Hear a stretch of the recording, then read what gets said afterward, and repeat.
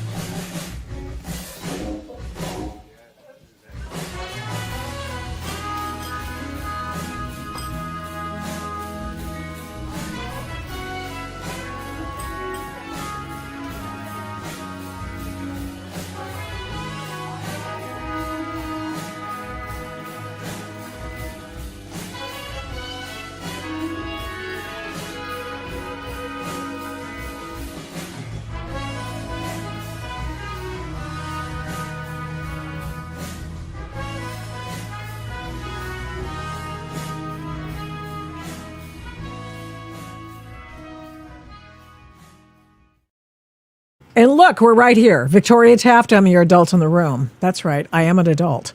I'm not a child in the room, I'm an adult, and it's great to have you here. We've got a full docket today. I want you to see it. Here we go. We are talking about communism crack for dummies. We'll tell you about that a little bit. Antifa attacks a couple sleeping in their bedroom. Gee, that sounds normal, doesn't it? Trump wakes up on Iran and the unraveling of Candace Owens, plus big news out of the Tyler Robinson preliminary hearing in Utah. He's the guy accused of shooting and assassinating Charlie Kirk. Big news. You'll hear from his trans boyfriend also coming up on this live stream today. So it's, do you feel like there's just some sort of theme going through the live stream today? Well, it's not a mistake. It sort of fell together like that.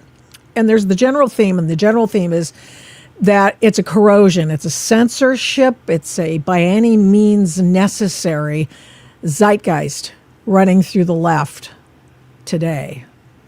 And by extension, the entire political process. So many ways. Today we look at it theoretically and in real life. Now, you might think, for some of you Tommy Boy fans, yeah, that's a barrier to entry. I know that a lot of lefties like to listen to this and watch this live stream, sometimes at the time, sometimes later, which is fine. And I'm glad you're here, actually. I'm glad you're here, because you know what that means? It means you're willing to learn something, at least from my point of view. And hey, I don't have a corner on the market on truth, but I do have my own opinion and I do have facts.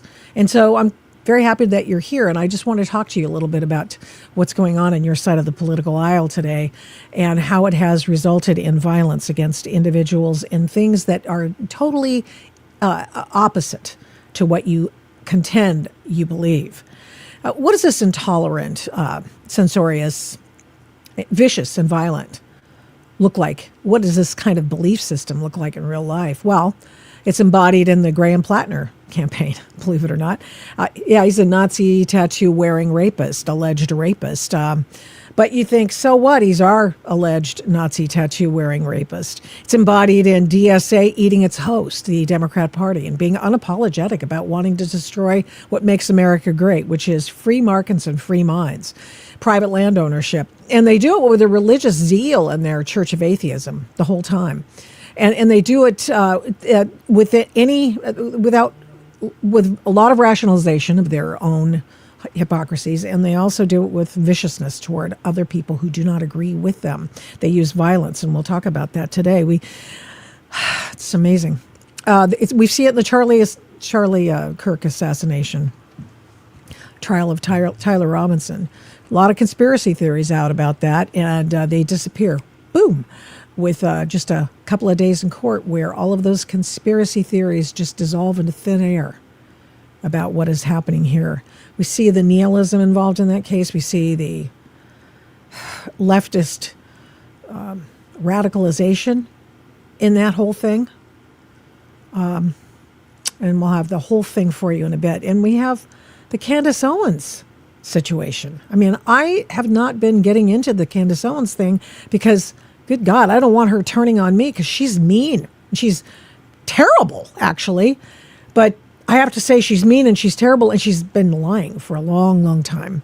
And I'll tell you more about that coming up. And there's an actual study that we talked about the other day and shared it with you on Tuesday about how she has really led to a assassination permission structure against Erica Kirk. It's wild. I mean, it's wild. I don't want her to be censored. I do not want her to be censored. Nope. But I want her listeners and viewers to be smarter about it. So anyway, Graham Plattner, nihilism, and where does all of this come from? We're going to talk about the entire superstructure of this, and we'll talk about that with J. Michael Waller, who's the author of Big Intel, and we'll talk about his take on many of the news stories of the day and how it plays into what we're talking about. So there you go. I want to introduce you to Tommy Boy. Some of you maybe have seen him on this stream before, and of course he's got a very popular live stream, Tommy TV, on YouTube, and he's got a bigger channel than I do. But then again, most people do. But what happens here is he has a bigger following, definitely. And if you want to be able to understand some of it, then that's when you watch me. Hey Tommy, how you doing? Hey, how's it going? Doing as good as we can be, I guess. You are my example of what happens when this whole mind virus of the left and exemplified in Antifa manifests itself into violence. I mean, I know a few people, and you're one of many to whom this has happened. And what happened? I do have some cuts of you talking about it, but I'd prefer to hear it from you right now. So we on the 4th of July we went to 3 different events, 3 different anti-4th of July events, pretty much. And I got home that night. We went to the last protest at like 8:30 at the Elk statue in Portland. Yeah. And I think that was the most violent one, of course, because it was all black bloc. Yeah. And it was all when you say all black bloc, the normal ones that we deal with in Portland,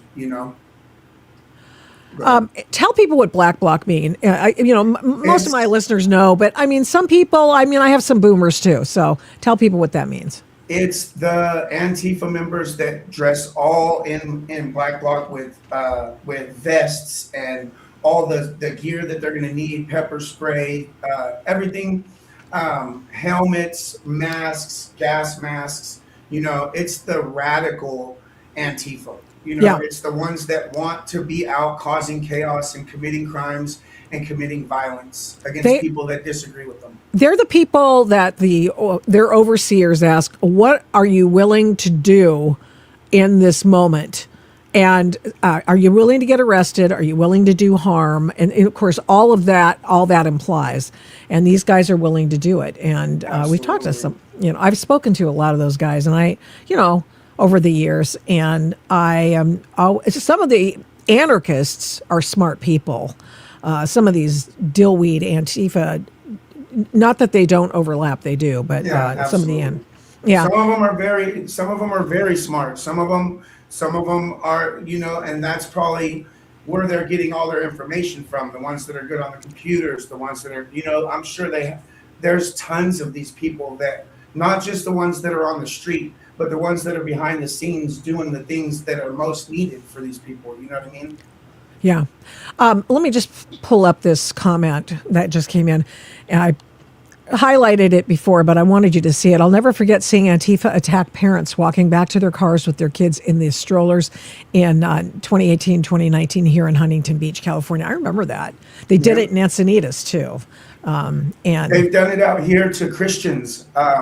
There was it was, I don't know what it was, like around that time too, and they went to the waterfront downtown Portland and tried to do like a little Christian faith ceremony thing in a public area. Yes. And Antifa came and they tore down all their big speakers and they They did. barricaded all of them. And so we know exactly how violent these people are, and they continue to show. Like this last thing was the most violent they've ever done because it involved my wife. You know what I mean? Yeah. Like Okay. it's the most extreme they've gone to this point, and they've gone to some pretty extremes in the past, but this was just on another level. Yeah. And I know people like you. You're a strong young guy. You go down to these things and you yell at people, and you stream it and you catcall and all sorts of things. There's no law against that, by the way. No. There's no law against it. And so you do your free speech thing, you record. Antifa doesn't like that. No. And so they want to deprive you of your First Amendment ability to record, etc., when at your will on a public street. Everyone has the presumption, or actually there's no privacy presumption on a street at a protest. So you're there, and thank you. Appreciate that. Hey, that's your friend, right? Yeah, that's There you go. Candace. Yeah, I do my shows with them. I got a show with them tonight at 5:00. Okay, so then you're recording. They chase you off. How did they chase you off? So they get in a large group. The only time they do this is when they're in large numbers, and they know that we're not there for violence. They know that we're just there to record their antics. And so they get in a huge group and they start using buzzwords like Nazi and all these fascists and get out of our city. And they start following us, and you can feel the shift in the air, when it's like, okay, these people are going to become violent. So it's time to start walking. Even the cops were trying to stop them from coming towards us, and they were on the cops. Yeah, even they went around the cops and just kept coming. There was so many of them that the cops that were there, they couldn't they couldn't control them, so we ended up walking all through downtown Portland that night, like trying to get away from them, and they followed us and followed us and followed us until finally they stopped. You know what I mean? And I'm pretty sure that's who somebody from that group is the ones that came to our house that night. Yeah, they didn't stop, did they? They followed you home, didn't they? Well, when we left, I guess a lot of people stayed there, and it got pretty violent down there. Like they attacked a few people. Bear mace was deployed. They attacked people that were just walking by and happened to record what they were doing, and they didn't like that and attacked them. So yeah, they were out for violence that night. They were out for blood. Was anybody arrested that night? No. I saw some. Of course not. I don't think so. I've never seen anybody get arrested that night. And there was people when we were there. There was this black dude that we've had lots of interactions with. I call him Crooked Letter I. And he was there, and he was getting crazy with Zach and somebody else. And he was like trying to go around the cops to get to him. And he was hitting the cops' hands away, like anybody else, they would have been arrested immediately, Absolutely. And he hit their hands away a bunch of times. No, they didn't arrest him. They seen him actually threatening, saying, I'm going to beat your ass, I'm going to do this, I'm going to do that. Didn't do nothing. You know what I mean? So, yeah, nobody got arrested. I highly doubt anybody got arrested. Yeah. I don't recall seeing anybody getting arrested. In fact, I was kind of surprised that they were still trying that. Whatever. Sorry about my misspelling and my note to the people who just subbed. Thanks, your friends. Yeah, everybody goes up to her channel. Yeah, for sure. I think that's great. I just really think it's great that it's growing, that you've got a following. Obviously, it's a big deal. And here's the thing. So they follow you home, but before we talk about the fact that they followed you home.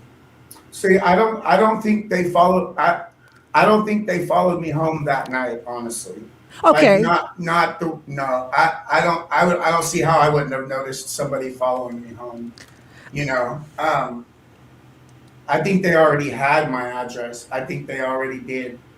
Oh, yeah. Okay. Sorry. From and you thought to Seattle, like, yeah. Tell me about that, because I've heard you mention the fact that you think Seattle PD gave you up and gave up your address, etc. And so I can't say for sure, but that's the only place that I've given that's the only thing that I've given my new address to.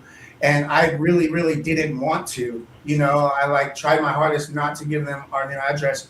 And I ended up giving it to them because they said they would keep it secure. It wouldn't be public, considering I was a victim and I've been doxxed and all this, And so I can't say it was the police. I can't say it was the police department. Maybe somebody in the police department that has access, but I can't say for sure. But I wasn't the only one that got doxxed the next day after that Seattle trip, And so that's where I think it came from. Under what circumstances why did they have your address again? Were you stopped and shook down for info or what? No, so in Seattle, we went to the Pride event in Seattle to record, to walk around and just record in public and see what was happening. And we got attacked. Earlier in the day, I got pepper sprayed. They surrounded us and tried to run us out of a public city, and ended up pepper spraying me pretty fucking good in the eyes, And then later, I ended up wiping it all out. We went to the cops and I pressed charges and they let the person go. And then later in the day, after I went and changed and wiped my face and we continued streaming, we were walking through Cal Anderson Park, and two of the same people that were involved in macing me started following us and calling us Nazis, saying Nazis in the park, starting a fire with everybody that was there. So we continued walking through the park and got to the end of the park and stopped in the street not even in the park no more. And that's when they started coming, slowly but surely more and more people started coming. And at one point we were completely surrounded by 200-300 people. And they were throwing eggs and beer bottles, beer cans, and all kinds of stuff at us. And then one of them ran inside of his house and put a mask on and got a baseball bat and came out and tried to hit me with the baseball bat. And luckily I jumped out of the way just in time. But my friends Shane and Nico both got hit because he went from trying to hit me and instantly swung at Shane and Nico. And it hit Shane's tripod, thankfully, because it probably would have broke his arm. But it also, in the same swing, hit Nico in the hand and the elbow. And got her pretty good, but he got arrested because our friend Jimmy was able to pepper spray him while he was doing it. So he wasn't able to run off very far, and so we ended up having to go to the cops came 40, 50 deep, come running across the park. And so they took us to the police station. And so we had to file a report. And that's when I gave my new address, And that's the only time I've given my address. I haven't even changed my mailing address or anything, God, you got to get a P.O. box, dude. Oh, I definitely just did. It just got approved today. So yeah, we have a P.O. box now. So yeah, that's all we're going to be using, But I mean, the inner core, we already know the inner core, the main ones already have my address. They already know where we live. The only thing that I can do at this point is just fortify and just hope that my neighbors are vigilant and that we stay vigilant and it doesn't happen again. So here it is. Here's what their fascism. I'm going to turn you down. Their evilness. Yeah, this is from your stream, and I hope it's okay if I recorded it. Here's what happened. You had these people break a window Tell me what happened in your opinion. So it was like 2:55 in the morning because I made the police call. I made the 911 call at like 2:57, and we were dead asleep. My wife had just fell asleep, just turned the TV off at like 1:30 in the morning, and we were dead asleep. And all of a sudden, I just heard a crash, boom, fireworks had been going off all night at that point, and I heard a crash, boom, and I jumped up. Like as soon as I heard the crash, I jumped up, and that's when the bear mace came in the window. Like I woke up basically on my feet, and the bear mace came through the window, and I seen the window was broken. So I went running out the front door and to see if I could see anybody out there, but of course they were already gone. And when we came back inside, that's when I really noticed the mace. It was like the mist was all over me from just being in there. And I seen the bed, and my wife was in the kitchen, like crying, saying, I can't see, I can't breathe. And my dog was barking. It was chaotic, At first we thought it was like they threw a brick or something through the window, but I think they hit it with something. Like they hit it with something because it broke both the windows. It put two little holes in the screen, and then they just stuck the front of the bear mace into the screen and just sprayed, and my wife wasn't able to get up as fast as I did, like I reacted way faster, and she's the one, it got her mostly, she's the one that got the mace, So they broke your window. They sprayed in a chemical.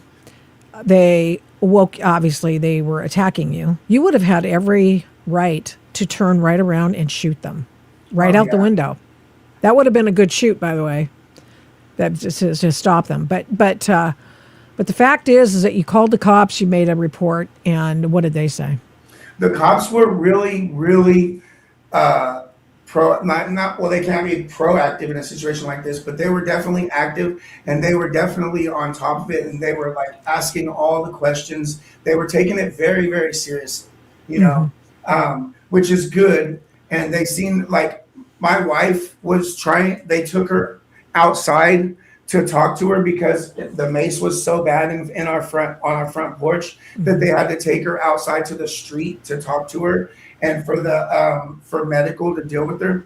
And even the cop was like having to stand far back away from her because she was coughing and stuff just from being around, like next to my wife. And she had already stripped off all of her clothes and put on different clothes and rinsed her face, and it was still that bad, and the cops they went to each of my neighbors asking for footage, they seem like they really want to figure out who did this. Hope so. I mean, I hope so. Now, let me ask you about your other case, because this isn't the first time this has happened to you. Of course, you've been hit and you've been, attacked, you've been assaulted, etc. Yeah, they popped 8 of our tires that night too. They popped. They popped 8 more of our tires with little pin pricks. I have video of all this. I have a lot of video that I haven't released from us talking to the cops and stuff like that. Yeah. I'm not releasing it yet until I get everything situated, but yeah, there's a lot more to come, and people think that we're lying, that we faked it, that we bear maced our own house, and it's just despicable. Like it's just despicable people, So, okay. I know that you are always in harm's way, and I know that there are reasons why you can't carry a weapon. Obviously, there's, and was that because of them as well? Because that's sort of no. I have a past. I can't have my Second Amendment because I'm a felon from when I was young. But I'm definitely getting a repeater crossbow. It's already on its way, and I can legally have that. And it's a 50-pound test. So yeah, next time I'm going to be prepared. Well, wow. Okay, that sounds wild. It's better than me. it's better than me, illegally having to have a firearm. Oh, of You know course. what I Yeah. mean? No, you don't So I'm want. going to do it the legal way, and it's just what it is. So here we are. This is not the first time that you have been attacked in public where people know about it, like me. Where I mean, and I've been writing the DA, the Multnomah County DA's office, to find out if they have done anything about the last The BB gun. the Yeah, the no, BB gun I attack. haven't heard But anything about that. you know, they're keeping it on the down low. Yeah. They do not, they're trying to rehabilitate that chick who, but if for those of you who did not see that, and I can't show it because I'll get demonetized, not that there's much there anyway, but demonetized by YouTube and, given a strike and all Yeah. that stuff. I don't know if you've ever gotten a strike for having shown your own assault, but it's just bizarre. Anyway, and it's the truth. It seems to me like that would matter, but it doesn't to Yeah. YouTube. Nonetheless, then the long and short of it was those guys were out close to the ICE facility. You can't go to the ICE facility because you've been banished, but not Antifa. No. So that's interesting in and of itself, because Tommy Boy's loud. He says impertinent things, and I don't even know what else to say, except when you guys are standing on the street near the ICE facility and you're making noise. Okay, you're making noise, and there's some chick has already checked you out. She's driven by. She's gotten out and she's given you, like, you're terrible people. I can't believe it. Yeah. And then what happens? She comes back and she brings a gun and pulls a drive-by. Yeah. It could have easily been a real gun. I would have been dead because it hit me in the cheek. It would have, yeah. It was scary. And it seems like they're not taking it serious at all. No, I mean, I kind of feel like that here. And so anyway, in my efforts to get in touch with the DA's office in Multnomah County, we haven't taken it to the grand jury yet, because that's how they do things in the state of Oregon. They have grand juries and they can manipulate them so well. But if they can manipulate it to the extent that they don't bring stuff to the grand jury, we're sort of waiting so she can rehabilitate herself. She just completely cleaned out her social media. What's her name again? Isis Irving. Isis Irving. Yeah, I don't have it on the tip of my tongue. Yeah. I don't think I'll ever forget that. That lady went crazy. That wasn't the first assault she did that night either, by any means. Oh, really? Yeah, she attacked Shane, smacked his phone out of his hand, and her friend tried to steal his phone all before she came back and shot me with the BB gun. It happened all before that. If this had been done by you or anyone else in your crew, you would have been in prison. You would have been in prison right now. You would have been in prison. That's Measure 11 type shit, Yeah, it's terrible. Just they of Measure 11 in Oregon, Yeah. Mm-hmm. So yeah, sort of enhanced. Well, where do you go from here? Yeah, I don't know. I haven't had an appetite in 2 days, and that's not me. Like, I like to eat. Like, I haven't had an appetite. I haven't eaten really in 2 or 3 days. Like, I don't have the energy. There's a Christian event tomorrow at Pioneer Square tomorrow and the 11th, and I'm gonna go to both of those and get my funk back, because I got to get out of this feeling of not knowing what to do, of not having energy to do anything.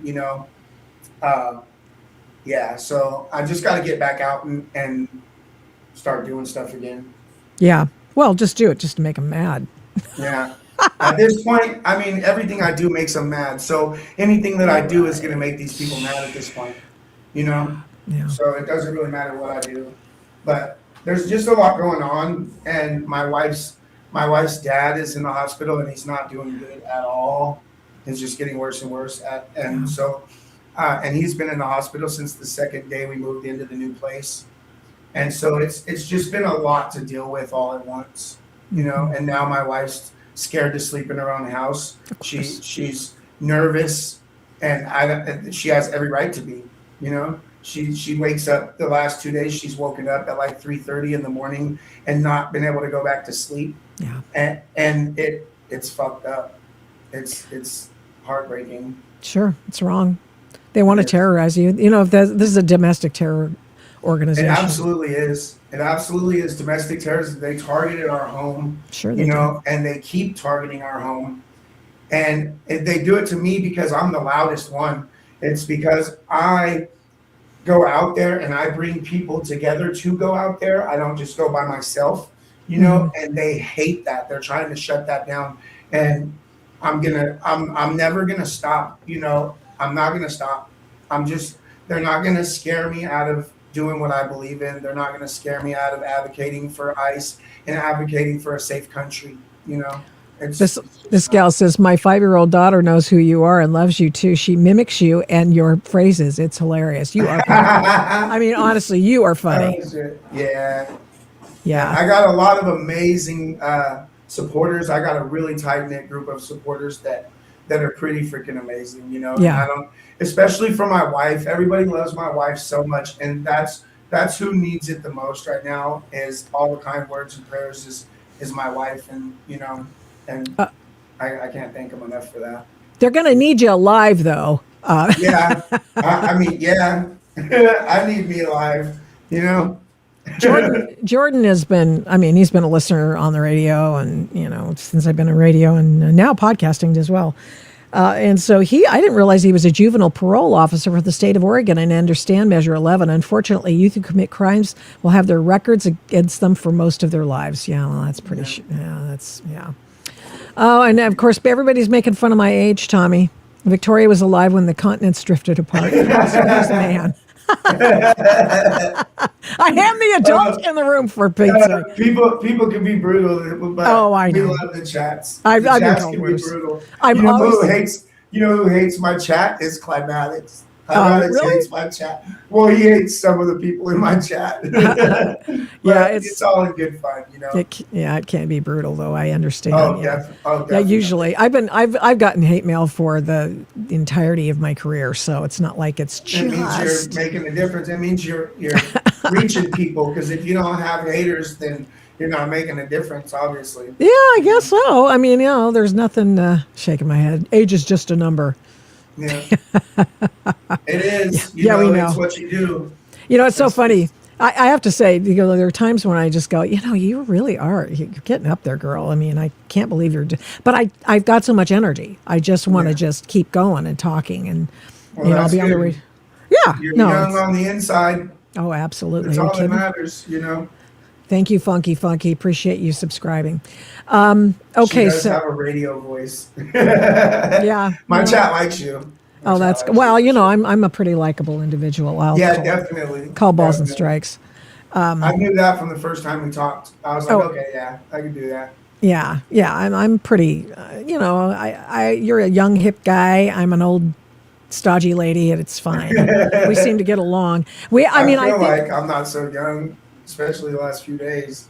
You know, it's kind of funny this way we can talk. I've had lots of young people on my stream and that sort of thing. Interviewed a lot of people, etc. And there's this thing. If we can have rapport if we believe in the United States, and if I don't think Donald Trump is a creep. And I think we can at least give him the benefit of the doubt, even if he does things that we don't agree with. And these are things upon which we can agree. And the most important one of all is the Bill of Rights and the fact that you have every right, Tommy, to do exactly what you're doing. Yeah. And without violence coming on us. That's, you know. Yeah. Yeah. I know. And they won't shut us down. They're trying, but they won't, you know? Yeah. Hey, I like Victoria's vibe, says K-Bick. I'd like to see her on Town Hall Tuesday and get to know her better. Wow. Oh, yeah. You should come on our show on Tuesday around 5, on one of these Tuesdays around 5 o'clock. I will. We can talk. Yeah. You can meet Climatics. Oh, that'd be awesome. As an Oregonian, I feel completely unsafe. Wow. Yeah. Yeah. Elon was right about Trump being in the Epstein files. Well, he was. And we've looked at the Epstein files. Have you? And you know why he was in there? Because Epstein had some bad juju on him. And they were actually, and when I say that, he had bad vibes about him, bad feelings about him. And there were different emails, and there were emails that Jeff Epstein sent to other people that mentioned him. There was one mentioned by Trump. And then, anyway, it is the silliness of that. I usually not a shred of evidence of anything sexual by Trump. You know? No. Not a single shred. And these people he's in the Epstein. Tons of people are in the Epstein files for the most. He's in there for turning Epstein in, kicking him out of Mar-a-Lago. You know, all these things. These people are just Trump deranged. It is true. Here's another one. Not even Trump's Supreme Court can save him from being held liable for sexually assaulting E. Jean Carroll. The Supreme Court wasn't doing that. The Supreme Court was to rule on the $5 million fine, and they said no, we're going to take a pass on that. And by the way, that was he was not found guilty of assaulting her at all. In fact, never been found guilty of anything like that. No. Bad juju. There's no evidence. The evidence procedures in civil court are way different than criminal court. You don't need physical evidence in civil court. It's just, it's ridiculous. Oh, the whole thing was a put-up job, and it was all paid for. It was all paid for by Reid Hoffman, the billionaire leftist founder of LinkedIn. So that was a Trump lawfare situation. So anyway, lots of fun talking with you, Tommy. I appreciate it. And I'm supposed to, J. Michael Waller's supposed to be here. I don't know where he went. So, well, everybody from my chat, go follow Victoria. Let's get her to 2,000 today. Let's try to get her to 2,000s. Thank you. That'd be nice. Sure. We love. Yeah, thank you. I do, actually. I'm going to tell you this. It's as my daughter tells me, it's a high barrier to, and your show is a high barrier to entry, which is to say, I assume you know a lot. And so every listener and viewer and stuff like that. But if you want to learn something, you'll learn something. And it's just because I've been in the radio news business for decades. I mean, a long ass time. And I have learned a lot, and I can speak to a lot of things. I've been a reporter and for years, anchor and all that stuff. And I still fill in on the radio now. So it's you have a radio voice. That's what my child was saying too. Oh yeah, I've been on radio for a long time. So anyway, I appreciate you being here, and I want people to thank you. I want people to stick around because I want them to appreciate my next guest, J. Michael Waller. He's the author of a book, and it's called Big Intel. How the CIA and FBI went from Cold War heroes to deep state villains. Worth a listen as well. Tommy, thanks again. I appreciate you coming on. Thank you. I appreciate your time. I'll see you soon. Okay. I'll be there Tuesday night, maybe, huh? Yeah, for sure. I'll message you. I'll message Climatics and see if anybody's already coming on, and then I'll message you. Okay, thanks again. Appreciate it. Bye. Whoa, sorry, I just come off. Sorry, Tommy. Didn't mean to cut you off. Well, we talked about what we've got going on the program today, and a lot of things have all tied into one thing or another, having to do with the left, from Graham Plattner to what just happened to Tommy Boy to what has happened in the news we're going to follow on the issue of the Tyler Robinson trial in Utah, because he is the person who is accused of assassinating Charlie Kirk. And what we found out in court today was a big court day today. All of these have to do with the sort of nihilist backgrounds, the belief systems of people who are way over on the left. And those people who are on the chat right now who know Tommy and have seen what Antifa has done, the same thing. It's the same kind of mindset. And it's an important thing to pay attention to. J. Michael Waller, thank you so much for coming back on the Adult in the Room podcast. How are you? Doing great, Victoria. It's good to be back with you. I'm so glad to have you. I understand you've got your new house going. I'm kind of excited for you. And Michael's also with the Center for Security Policy. And I wanted to just ask you a number of things. I gave you like a laundry list of things I wanted to talk about today. But and keep track of the list. I know. I know it was, but I guess maybe what we should start with is sort of the amplification of this sort of communist atheism and all that jazz in the person of Graham Plattner. He's the DSA's. Yeah, the DSA's taken over the Democrats. Yeah, and the Democrats let it happen. That's the worst part. It's like revolutionaries are supposed to infiltrate and take over organizations and parties and take the more mainstream ones and radicalize them. This has been going on for decades, but it was allowed to happen. So the highest elected official in the party, Chuck Schumer, allowed it to happen.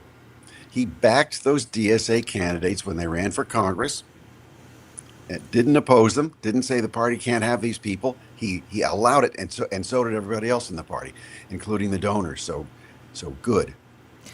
Now he's gone, and what do we make of the fact that the Democrats were so willing to give this guy a pass? It's embodied in this soundbite that we hear. It's a compilation. It's one of Tom S. Elliott's super hiring a senator. We're going to talk about Oh. fucking tattoos and sexting. He gets a hall pass. I don't give a fuck if somebody had a toxic relationship. Toxic relationships and tattoos and all of this shit.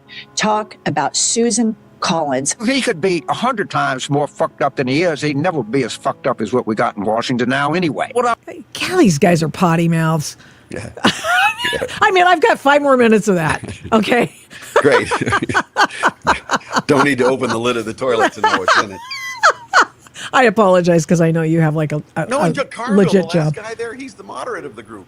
I know. Isn't that shocking? It is shocking. I just wanted to find out, to what extent do we need to worry about this whole communist wave that appears to be going on over the body politic in the United States right now? We really need to worry about it. These are cadres that have been built for decades. No one's been monitoring them. Just a few private citizens have. They have ample funding. They have become mainstream, or they are mainstreaming themselves. A lot of them are popular characters. They've got a large following around the country, and it's multi-generational, but a lot of younger people follow them, want to uplift them. Yeah. And so now that you have it was already bad enough when the 60s radicals had infiltrated these entities. Now the 60s radicals are in their 70s and 80s, so they've got the new ones who make the 60s ones look moderate taking over. So you see the party moving further and further and further to the left, and with that goes media and culture and the permanent government institutions. And there's a permission structure that's going on here, right? Because of the leadership of the Democrats and the sort of normalizing of this whole radical viewpoint that we see, people are saying, well, it's okay. I mean, the Graham Plattners of the world, the guy was a person who trained Antifa, for crying out loud. In addition to the fact that he's a damn communist and doesn't like America, and he has allegedly has PTSD. He's a guy who, it's okay. So he's got a Nazi tattoo, youthful indiscretion. What's the big deal? How... Can you imagine we've gotten to the point where a U.S. Senate candidate for the Democrat Party it's not just a Nazi tattoo. It's a huge Waffen-SS death's head tattoo. Yeah. The guys who ran the death camps tattoo. And it's a big one. Now, if you're running for office, you can have it removed, or you can say, hey, that was a youthful indiscretion. He's not doing that. He's keeping it. But the Dems are fine with it. They are fine with it. Here's, Scott Jennings just nailed it the other day. Because he called them out on their hypocrisy. You've probably seen this. I just wanted to let people see this as well. And the hypocrisy involved is when she said that he hadn't been vetted. No, he had been vetted. All of the things that have been stated, it was all out in the public. And people like Ro Khanna, Bernie Sanders, Elizabeth Warren, Tim Walz, the Bulwark, Pod Save America, all these people came together to overlook it all, to explain it all, to rationalize it all. He was vetted. People knew all these things. And a whole bunch of Democrats in Maine showed up and voted for him anyway. And a bunch of donors from around the country sent him money anyway. I agree with Alyssa's question. What changed? Why are you bailing on Graham Plattner now? You already signed off on Nazi tattoo, a self-described communist, somebody who's had rape fantasies, somebody who has been on a social media platform known as a playground for predators, and on and on and on and on and on. And the difference between this accuser and the previous one is simply this. She's a liberal. It's okay, I guess, for Democrats that their candidates assault conservatives. But he broke into someone's house and apparently, according to her, raped her. And because her politics are correct, they can now believe it. How you, in your book, Big Intel, you go over the history of all of this.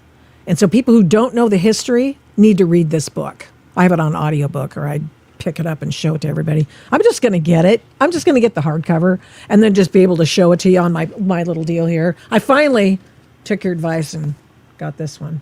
Oh, good. Yeah. It's a fine book.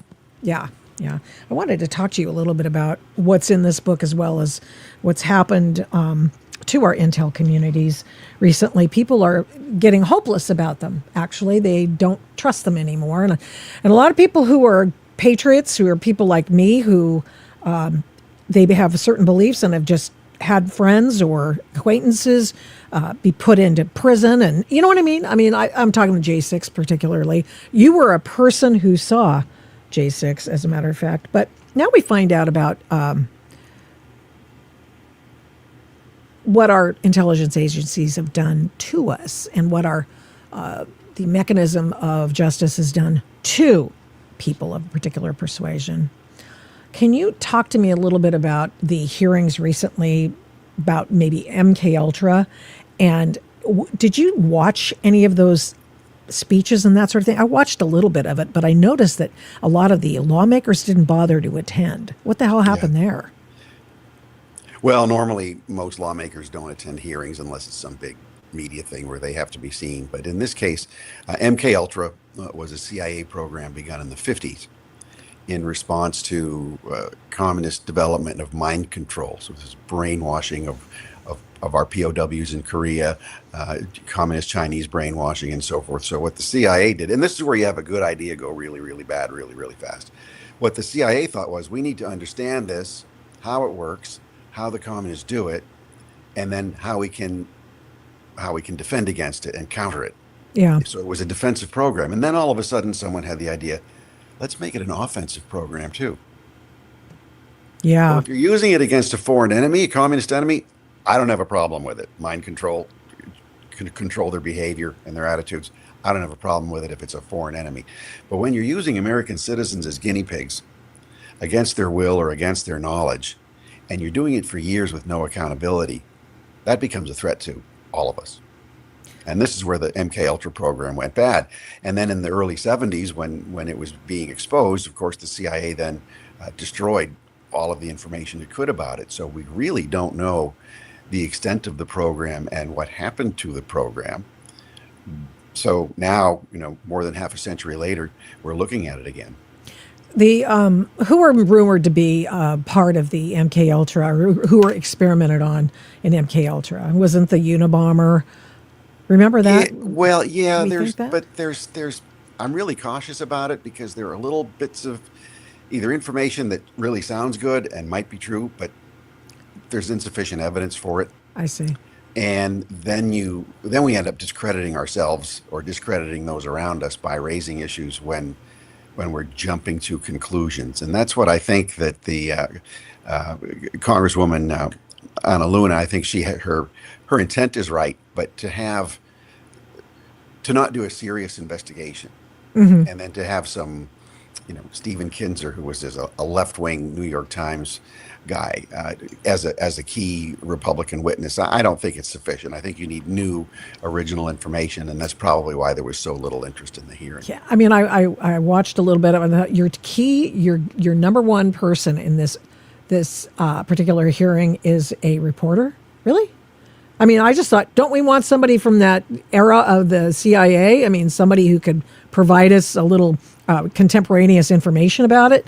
Yeah. And I've seen Anna Paulina Luna do her thing in the Epstein depositions and such that we go over. We've gone over multiple of the Epstein depositions from the Oversight Committee, and I got to tell you, I'm not terribly impressed with her. I mean, not at all. And I thought, oh, geez.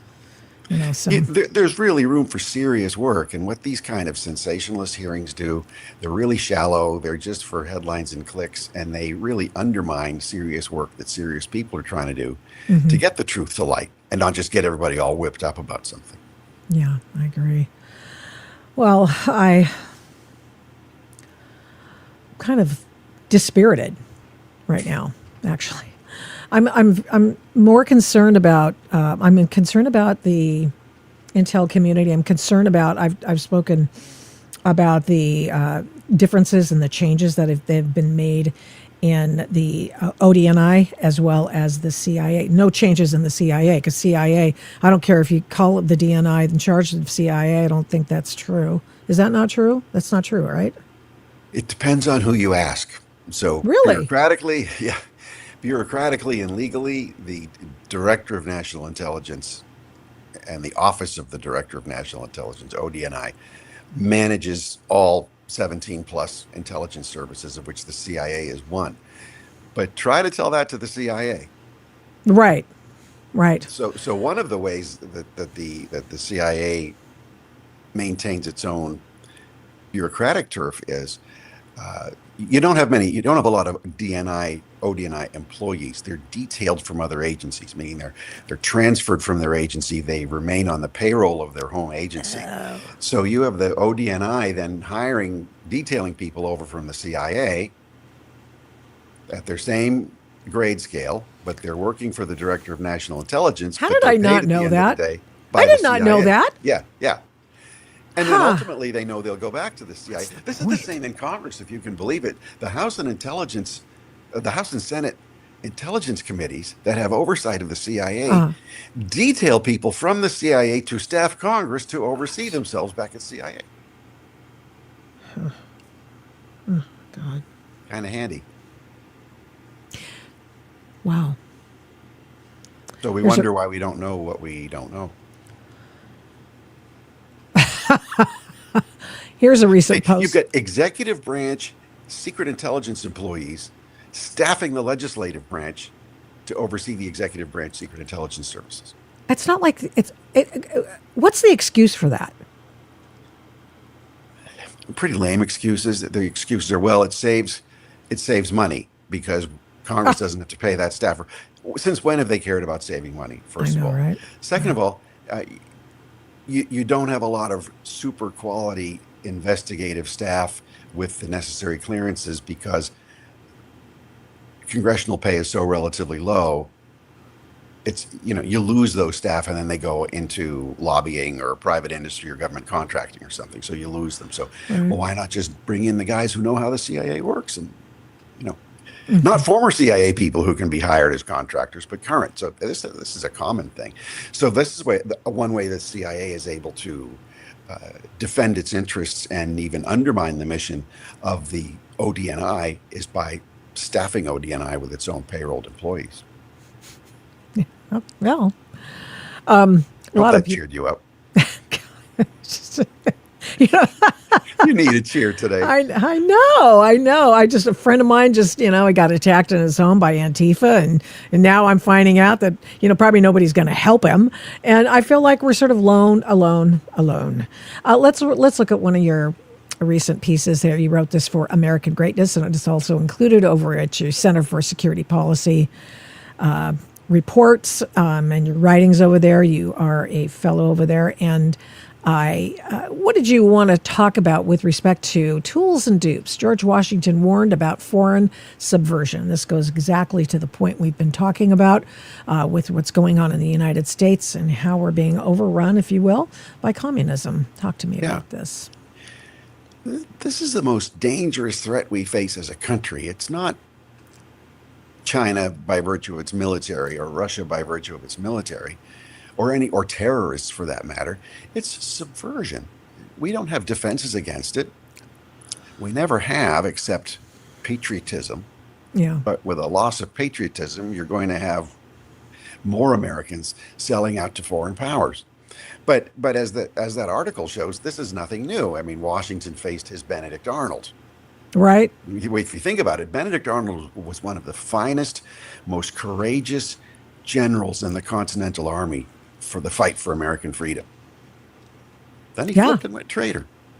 So what Washington, we all think, if we think at all of Washington's farewell address when he left public life, we remember his warning against entangling alliances. Like, no entangling alliances, we can't have that. But that was just something in passing. He spent more effort explaining the threat of foreign subversion and what that means, because once Americans become subverted to foreign powers and they transfer their sympathies and loyalties to foreign powers, that's the end of our country. You call them influence campaigns. You say, of course, are normal and coherent element of any rational statesmanship to wage conflict over war. Countries are foolish not to conduct them, but countries are equally foolish not to defend against them. This is what's going on right now. Right. I mean, countries do this, large and small. They run influence operations against us. They infiltrate us. Yeah. Even Ghana infiltrated the CIA, for crying out loud. I mean, please, right? So you've got Ghana. Yeah. Really? Yeah. What happened? I mean, I can't even say it with a straight face. What did they do? How did they do that? They recruited a CIA officer, so they penetrated the CIA. I mean, God. So you know what? Good for Ghana. Foreign country, every country is supposed to look out for its own interests, but shame on us for having a situation in which our personnel would be that weak or that disloyal to do that. Thankfully, we had counterintelligence that busted that up, which is how we know. But we have to expect any other country in the world to look after its sovereign interests. That's reasonable. At the same time, we have to expect our own government to look after our foreign interests, which means to defend our country against foreign powers that seek to infiltrate us and subvert us. I see a thread going through our conversations today that I'm having on this live stream. It's we've got a guy who was attacked by Antifa. It's a communist organization. We have Graham Plattner, a communist, running just a nihilist and a communist. We've got you writing about the communist as a huge threat. We've got the Tyler Robinson case. This is an Antifa adjacent guy. He is accused of assassinating Charlie Kirk. We have people who are willing to do violence in the name of their beliefs in furtherance of destroying America. And that's not even, and of course we saw some incidents out of Iran over the weekend at the Ayatollah's funeral. We have Americans over there calling for the usurpation and the takeover of the United States. It's just shocking, actually. Yeah. And these aren't just extreme isolated cases. If you had some lunatic from Maine running for Senate, okay, he's a lunatic from Maine running for Senate. But when he's being backed by sitting U.S. senators and by the National Party apparatus, was vetted by them, and they said, you're a communist, but you're okay. It's just don't rape Democrat women. Yeah, that's what it's boiled down to. That did. But so you have this vetting over and over and over, whether it's AOC, whether it's Ilhan Omar, whether it's any of these people who hate our country, hate our Constitution. They want to overthrow our Constitution. Yet that's fine with the Democrat Party. Mm-hmm. Yeah, it is pretty shocking. And frankly, it's fine with a lot of Republicans too. And it is why, because it just makes our viewpoint that much more crystal clear, or what? No, a lot of Republicans don't want to say anything about this because, well, these are mostly minority people. I don't want to be perceived as being a racist or, that same nonsense. They're just weaklings and they've gone along with this forever. Even back in the 80s when I first started tracking these networks, there was a lot of Republican opposition to tracking these communist networks as they were further embedding themselves in our system. And the people from then, they were in college back then. They're in their late 50s and retirement age now, early 60s, even older. So they could have been tracked. The networks could have been tracked. The foreigners involved could have been deported, but they were not. Now they're American citizens. Yeah. I agree. I think that's a problem. What do you call it when you're able to take away their citizenship? What is that? There's denaturalization. Denaturalization. It's time to, I mean, I believe that Ilhan Omar is just a boil on the butt of America and should be deported. Yeah. You know what I mean? She's not helpful. No. She's No, she's she a came taker, here not as a a maker. as a child, so she's saying that that's her defense, or her defenders are saying that. But really, she came here under false pretenses, under the guardianship of her father, Yep. who came here under false pretenses. So it doesn't matter. She, if it had not been for her father being here illegally, she wouldn't be here at all. Yeah. Or he came legally, but I mean under false pretenses. He was an employee. He worked as a teacher propagandist at the youth level for the Mengistu regime. And if you look at that regime, he combines Islamism with Mussolini fascism with communism to get his ideology. That's what the Ilhan Omar's family was pushing as part of their livelihood back in Somalia before that regime was overthrown. Then they came here. Why do we let people like that in our country when you know that they're completely off the rails? How? We celebrate diversity, Victoria. And you know what's really annoying? That whole Mogadishu to Michigan pipeline started after Black Hawk Down. How incredibly insulting was that? Yeah.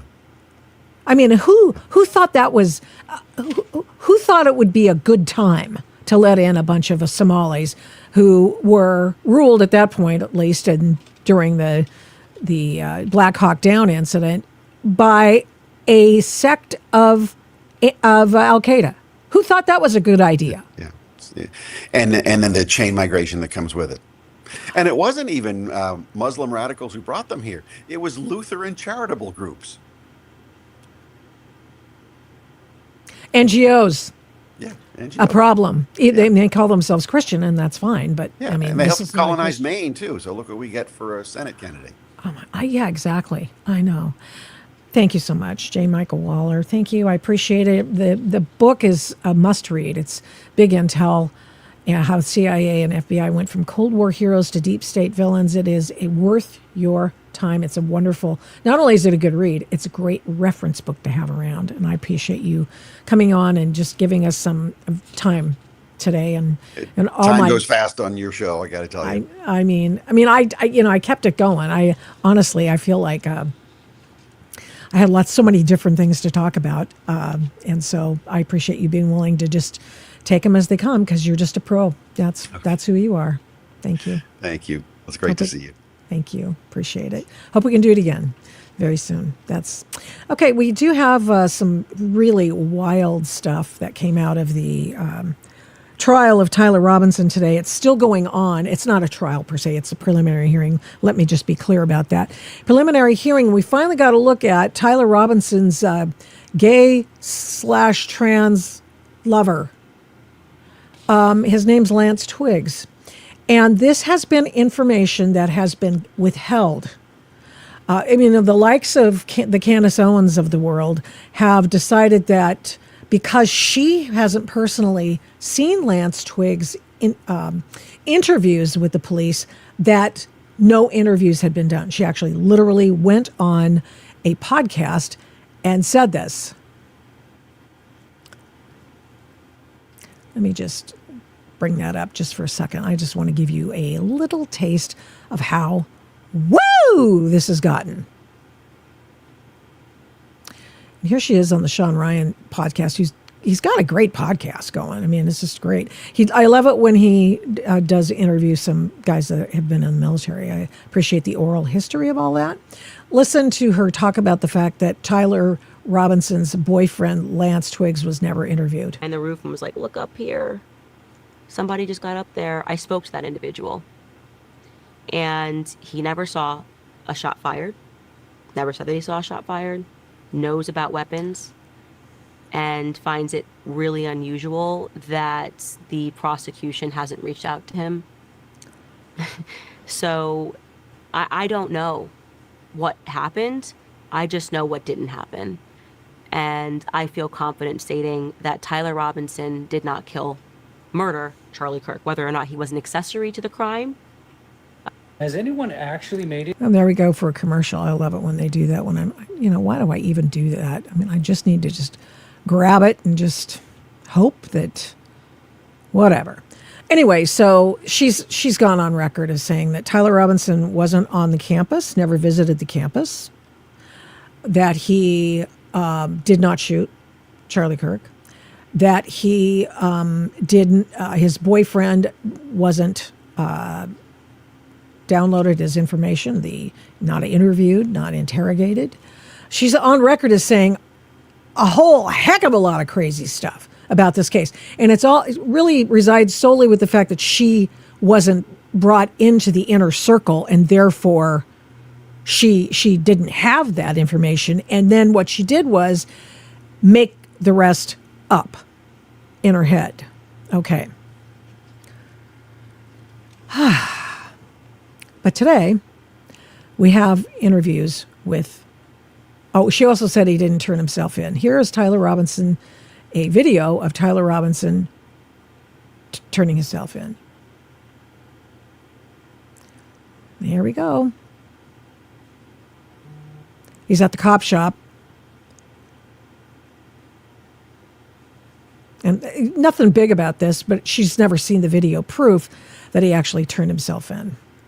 And today we saw the video, not only that, I mean, that was from yesterday, but I mean, the video proof that there were notes and discussions that show that they had text messages.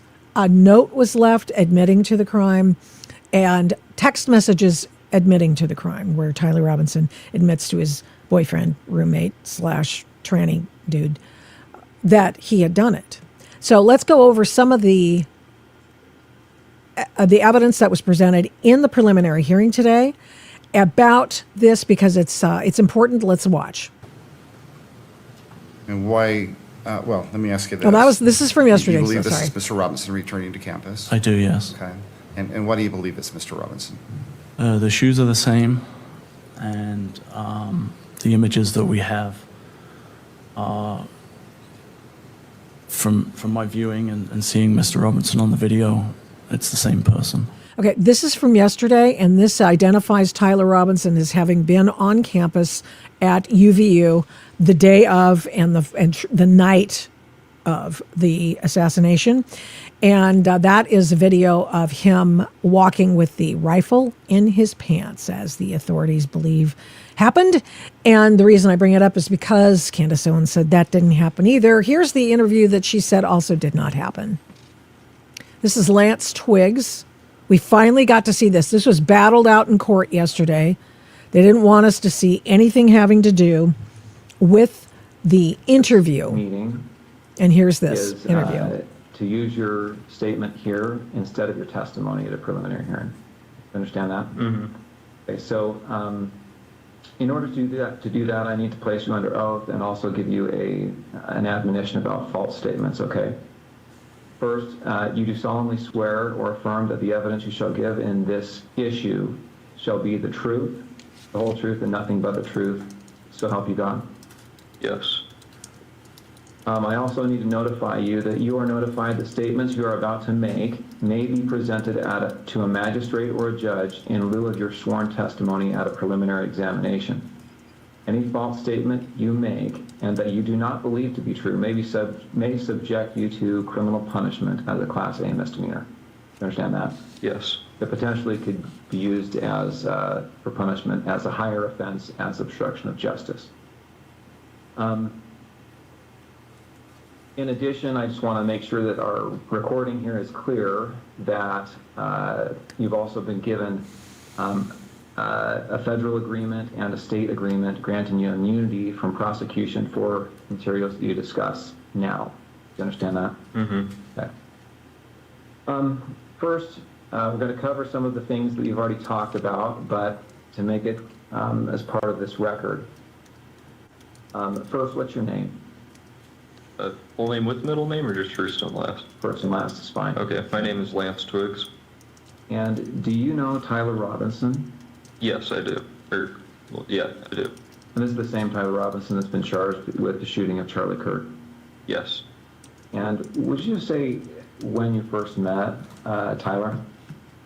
I think it was 2023. I've known him longer than that, though. That was, I think, the first time I met him in person. Okay. And will you describe your relationship with Tyler when you first met him anyway? When I first met him, I didn't know him super well. He was just a new roommate, so I knew he knew my friend group, and I knew he liked playing games, but that's about it when we first, when he first moved in. Okay. Before we go on, I realized my mic was muted at the outset. Was yours on, your microphone? Okay. I'm going to repeat those admonitions just to make sure we got recorded. Okay, So this is important. I just left this in. I could have taken it out, but I left it in because this has been a bone of contention in the following this case, and the fact that they did speak with the Tyler Robinson boyfriend / roommate, the trans guy, Lance Twiggs, twice, and that's just what's happened. And so, sorry, I just had a notification that we're stopping our bombing of Iraq or Iran again. Oh, geez, if we just, come on, just be done with it. Anyway. Sorry, guys. But anyway, so this has been an important thing because this is something that many people have said, it's disproved, can't do it. But now we're seeing it in court. The defense has also asked that it be not allowed to be entered into evidence because it makes their client look guilty.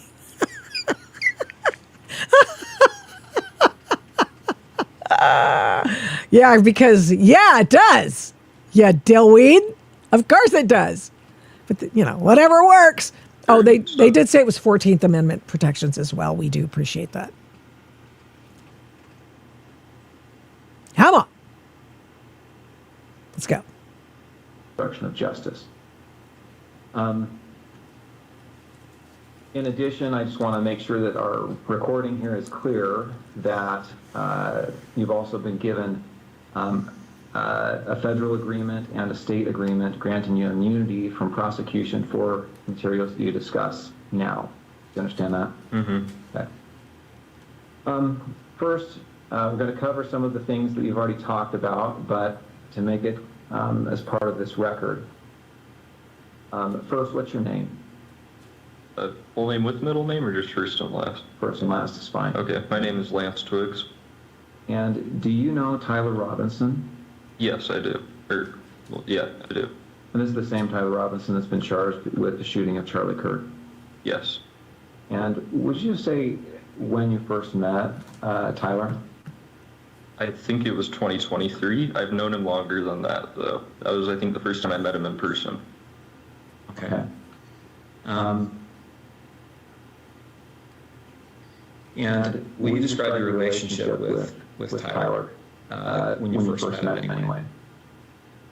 When I first met him, I didn't know him super well. He was just a new roommate, so I knew he knew my friend group, and I knew he liked playing games, but that's about it when we first, when he first moved in. Okay. Before we go on, I realized my mic was muted at the outset. Was yours on, your microphone? Okay. I'm going to repeat those admonitions just to make sure. This is all done in front of the police. So, again, I place you under oath. Just to make a record, I'm going to do it again. You do solemnly swear that the evidence you shall give in this issue shall be the truth, the whole truth, and nothing but the truth, so help you God. Yes. And again, I'm going to give you the false statement admonition. Sorry, hold on. They're saying that it's echoing, so I think this one's mic is on. Okay, sorry. Okay, you don't owe me my mic, but that's fine. Okay. Okay, so we should be good. All right.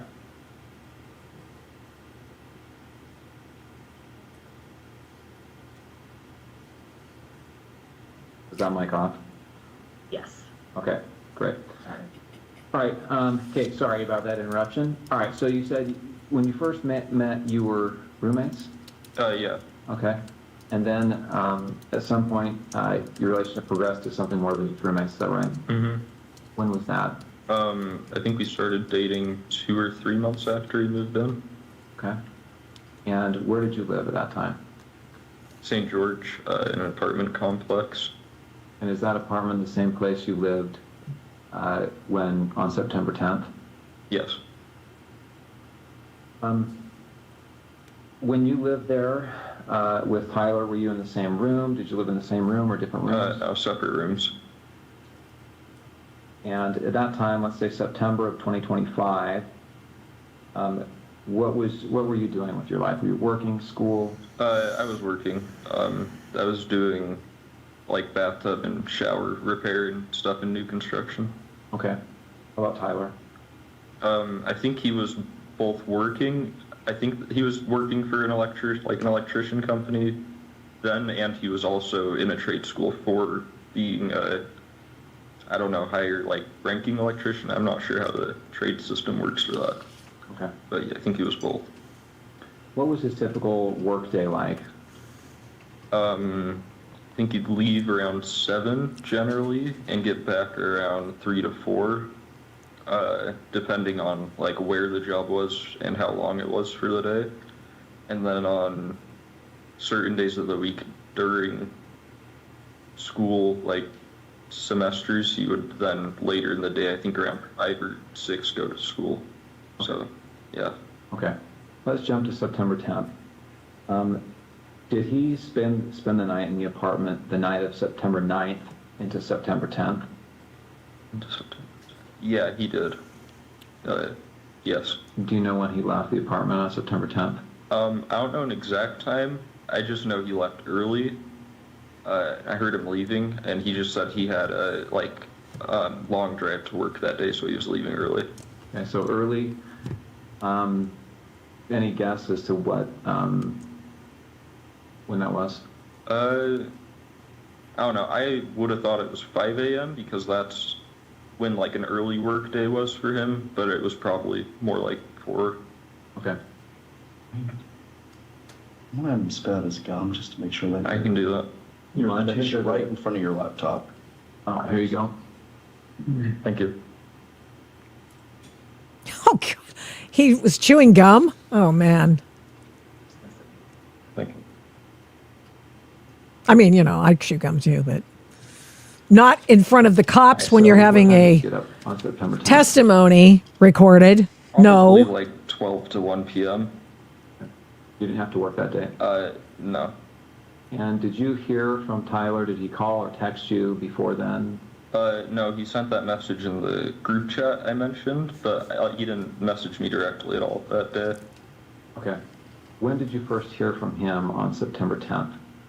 It was at 11 o'clock with that, automated message. Okay, 11 p.m.? Yeah.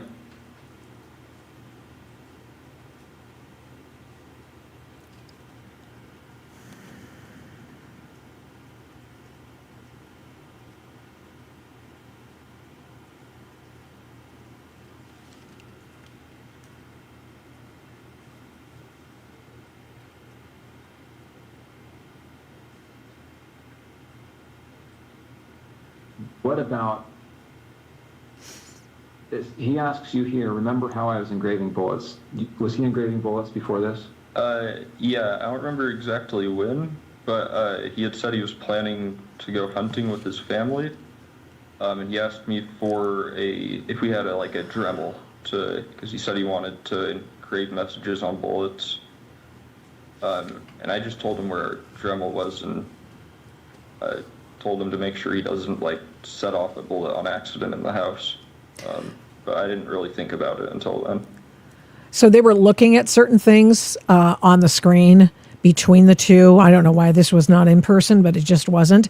And so that's why it's blacked out, because it's not allowed to be shown in court. That was an agreement made between all parties, and let's continue. Oh, for crying out loud, it just started over again. I got it. But he had said he was planning to go hunting with his family. And he asked me for if we had a Dremel because he said he wanted to engrave messages on bullets. And I just told him where our Dremel was and I told him to make sure he doesn't like set off a bullet on accident in the house. But I didn't really think about it until then. How long before September 10th was this that he asked about the Dremel? I don't remember. He asked for the Dremel to write messages camping trip on the for bullets. a couple months, but I don't remember when he was specifically asking to engrave the bullets. So are we talking like a year before? Oh no, not that long. It would have been, I'd say at most a month before this was when he was asking. Okay.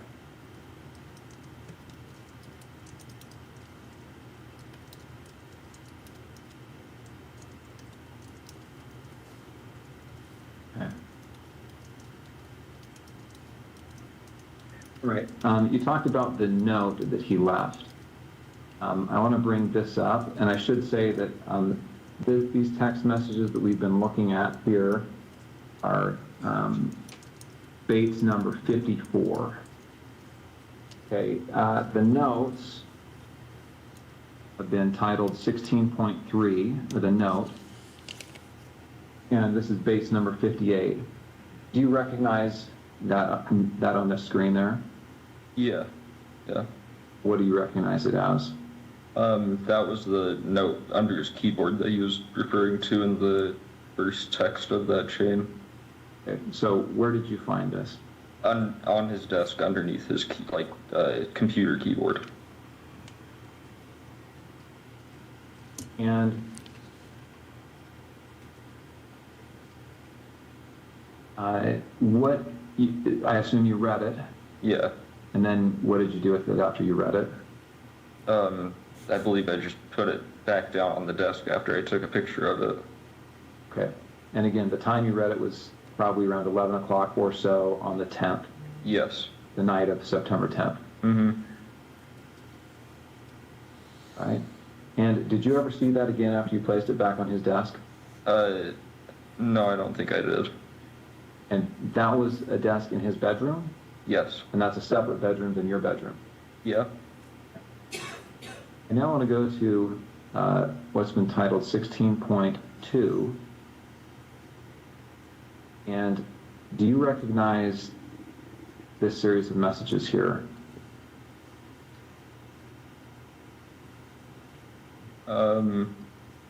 Yeah, that was the server of like his friend that I was mentioning. Okay, and this is your phone again? Yeah. And I'm assuming you recognize it because the big crack up at the top. Mm-hmm. And so this is a server. Is this Discord? Yeah, this is Discord. And who are members of this server? I don't want names, just generally. Who are these people? This is his friend group. They play D&D together every week. Okay. And I just want to scroll through this to make sure that you get a chance to take a look at it. Go to the next page. Mm-hmm. Or yes.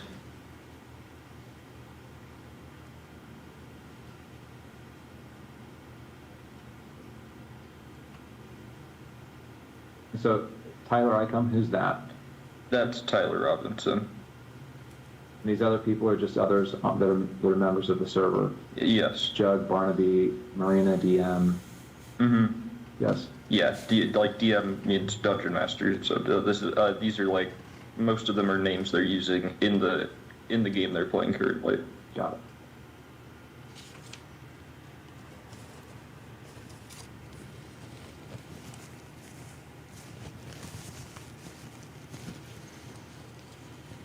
Yeah, it looks like the last text from Tyler looks like it's 8 p.m. And do you know what day this would have been? 8 p.m. on the 10th or the 11th? I would think that would be the 11th. Because at least I think so, because I don't think on the 10th that he messaged anyone before me at like 11. So. And he turned himself in on the 11th, right? I thought so, yeah. Again, we're just going to go through this so that we have a record of the messages.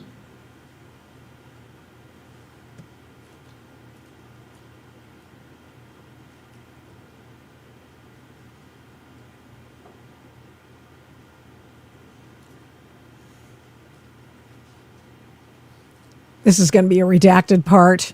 Like I say, Is they that an accurate recording of that thread? To my knowledge, yes. And that was sent, looks like between September 10th and September 12th. Looks like the last day on this is September 12th. Screen? Yes.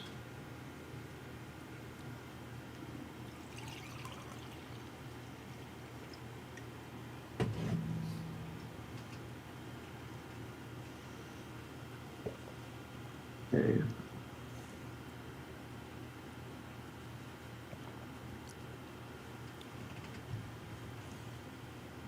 All right, so again, those messages covered from September 10th to the evening of September 11th. Now, September 11th, what time did you see Tyler on September 11th? Yes. When did you first see him on September 11th? So this is the day after the shooting? Yeah, I saw him when I woke up. Like I said, he was up and around doing a lot of stuff around the house. And then I think I saw him after that message where I said I'll come home and say I'm doing laundry, because I didn't want him going to my parents' house right then when he said there was probably cops outside. So I went back home, and it was just him there, and I said bye to him, and then he drove off. So I just went back to my parents' house.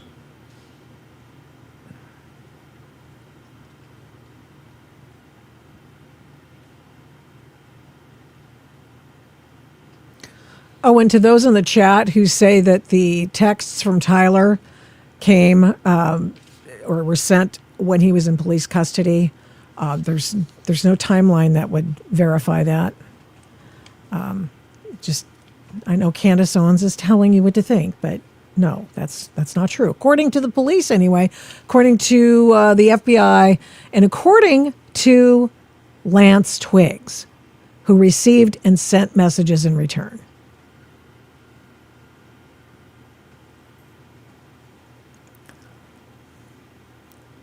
So this is all they showed of the Lance Twiggs second interview. And this thing goes on. Acted erratically. Was he pacing? Was he just sitting down, relaxing? No, he was walking around a lot. Okay, and that's within. Okay, listen to this. This is what you will need to listen to. This is Lance Twiggs, Tyler's boyfriend / trans girlfriend. I don't even know. And he's talking about when Tyler came home and how he acted and how he admitted what he had done. In the home. Mm-hmm. And did he talk about what he had done? Didn't go into detail. I just asked him in person if what he said was true the night before, and he said it was. I started crying a little bit and said he wishes he hadn't done it. And then kept going around and just doing stuff, I think, to keep himself busy or distracted or something. Okay. Did he talk about what he was going to do next? And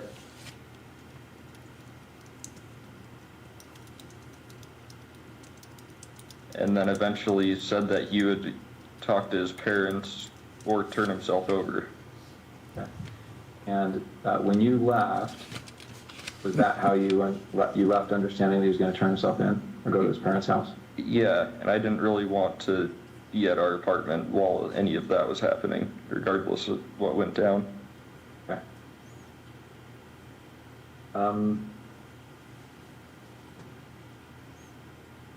Okay, before he came home, had you seen the press releases, any of the media on this? I'd seen one Instagram link a friend of mine had sent in our group chat. Okay. But I hadn't really looked into it at all. And had you seen the images that were released of the suspect? I did the next day. I don't think I saw any on. Now, this is important because now he's going to identify Tyler Robinson as being on campus through the FBI photos. The FBI, Kash Patel's guys, they all knew Charlie Kirk, right? I mean, at least Kash did, and people in charge of the administration. They knew Charlie. He was one of their friends. He helped Donald Trump. And so the FBI got on this like stink on poop very quickly. So I want you to listen to this. The tech. I'm going to show you a couple of those images.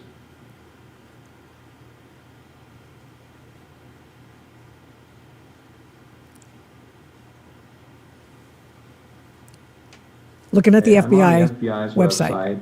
You can see the URL there at the top. This is some press release about this event. And here on the screen. One more interruption. I am putting this out there because of so many people, like those in the chat right now, who don't believe that Tyler Robinson did it. Okay, you can believe that, obviously, but you can't disbelieve the facts that they're telling you in court. And this is all under oath. You may not believe everybody. You may think AIPAC paid for it or whatever nonsense. I just want you to hear the boyfriend. You see these, looks like there's 2 rows of 3 images. Mm-hmm. Do you recognize the person in these images? I wouldn't say it with 100% certainty just because of camera quality, but that looks like him in terms of the shoes he's wearing, the sunglasses. I don't think I'd specifically seen him wearing that hat, but he was usually wearing a hat, and then jeans. So it definitely, especially the bottom, the last 2, definitely do look like him. Uh-oh, hey, everybody, you hear that? Oh, they do look like Tyler Robinson. Uh-oh. They do look like Tyler Robinson. You talked about that with your friends, right? This is like him. Yeah, his friends. Yeah, I don't know if I don't remember if I talked about it with any of my friends. And then since I didn't have my phone after that for a while, and I still am not using social media, I don't know on my friends' end. Okay. All right, I want to back up a little bit now. We've talked about September 10th, but let me get a little bit of context here. So, did you game with Tyler? Yeah. What kind of games? Played some just kind of party games together, like anything that would be multiplayer with a group of friends. There was one game he really liked called Sea of Thieves, where you play as like a pirate, and you can fight against people, but most of it's just like fishing, fighting sharks, skeletons kind of stuff.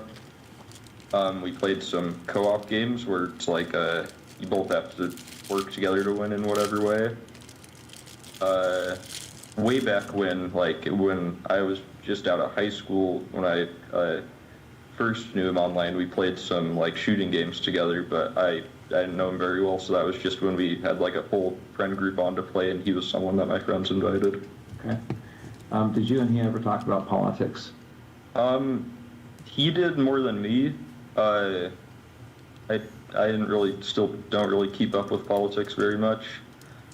He'd usually talk about stuff he heard on the radio on his drive to work in like their work car, since it sounds like their whole crew went in the same car most of the time. But I wouldn't say super consistently, because it wasn't a topic I really contributed much on. What about Charlie Kirk? Did you ever talk about Charlie Kirk? I personally had never heard him talk about Charlie Kirk before specifically. Okay. How about political issues? So did you ever talk about gender identity issues and LGBTQ rights? No, not really. It was a given. Usually if he did talk about politics stuff, it was relating to Trump or current like policies being like issued or voted on, I think. But yeah.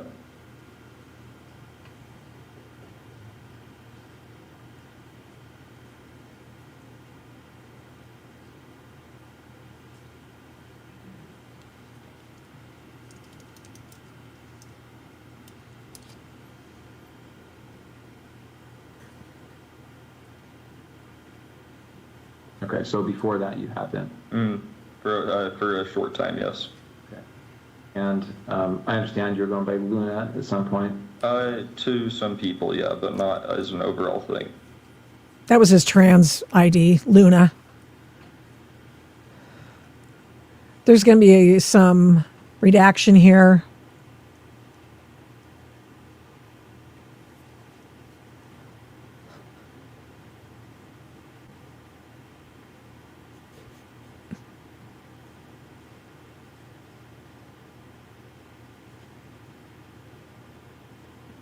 Okay.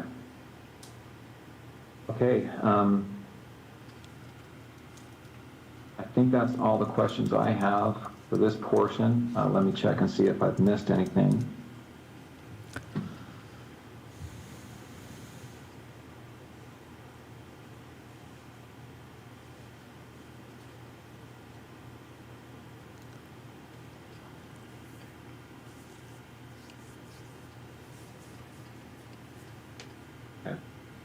The Dremel that you talked about, you said he had asked for that, is that right? Mm-hmm. And had he told you it was to inscribe bullets? Yeah. And so did you have a Dremel then? Yeah. Okay. It was in our, our apartment, we had a section where we kept all our, random tools for household stuff in our, lower basement level pantry. So, yeah. Okay. And did you give that to him or tell him where it was? I just told him where it was, yeah. And the Dremel was used to put the sayings and inscriptions on every shell casing that was used in, or several of the shell casings used in the shooting. Some of them were spent, some of them were unspent shells for the 30-06 Mauser. The reason I'm playing this is because it's important, because there's so much misinformation. It's basically what I do for the Epstein files. We go over the documents. We go over what's in the Epstein files. And we usually do that on Epstein Thursdays, not today, however, because I have this trial stuff. But I do that so that we all know. We can all share the same facts. Because if you don't look at the facts that are available to you and you fill in with surmise, like, well, okay, wild, crazy thoughts, or so-and-so told me, then you really don't know anything, do you?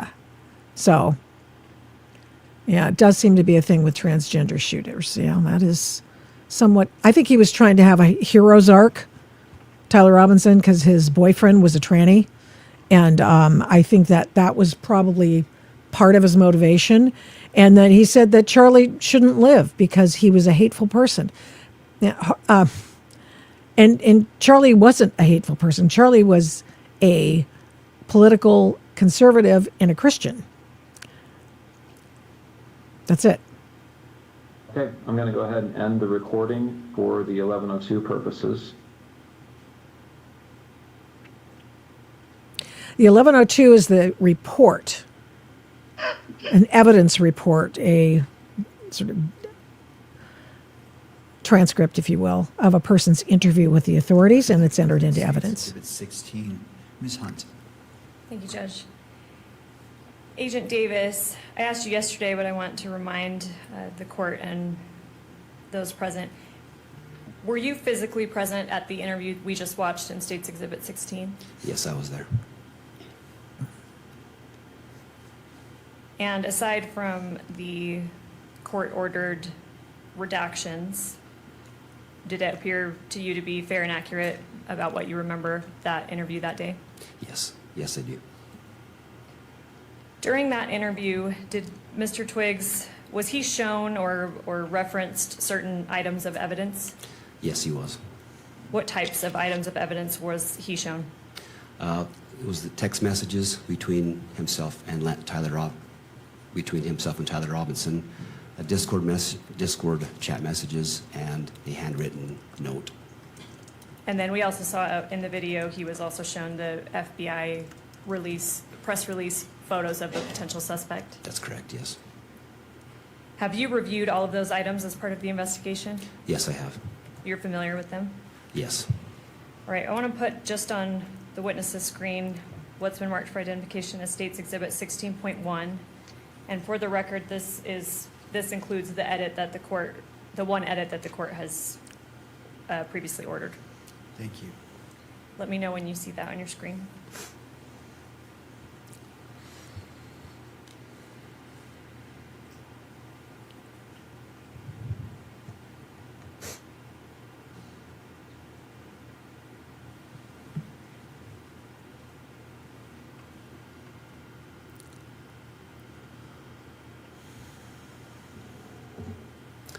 see it. I see it now. Do you recognize this? Yes, I do. What is it? This is a photograph of screenshots of text messages between Tyler Robinson and Lance Twiggs. Okay, let's skip. Let's skip yeah. over. Okay, shut up there, Lance.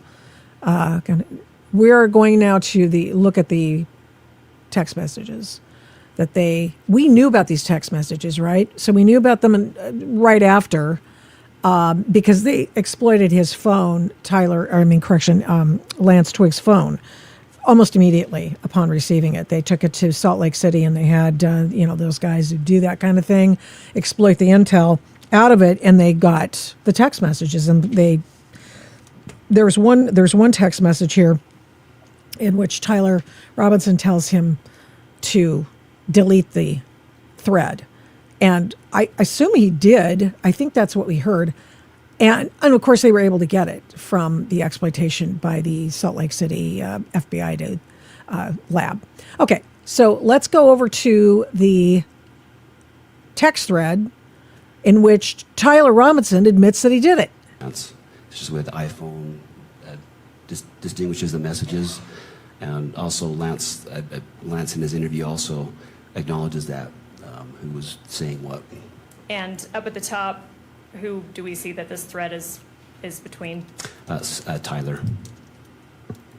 All right, sorry to interrupt you. So read that again, starting from look under the keyboard. So after that, then Lance responds, he says, what? And then he says, you're joking, right? And then Tyler says, fuck, I tried to delete that. If we could scroll down to page 2.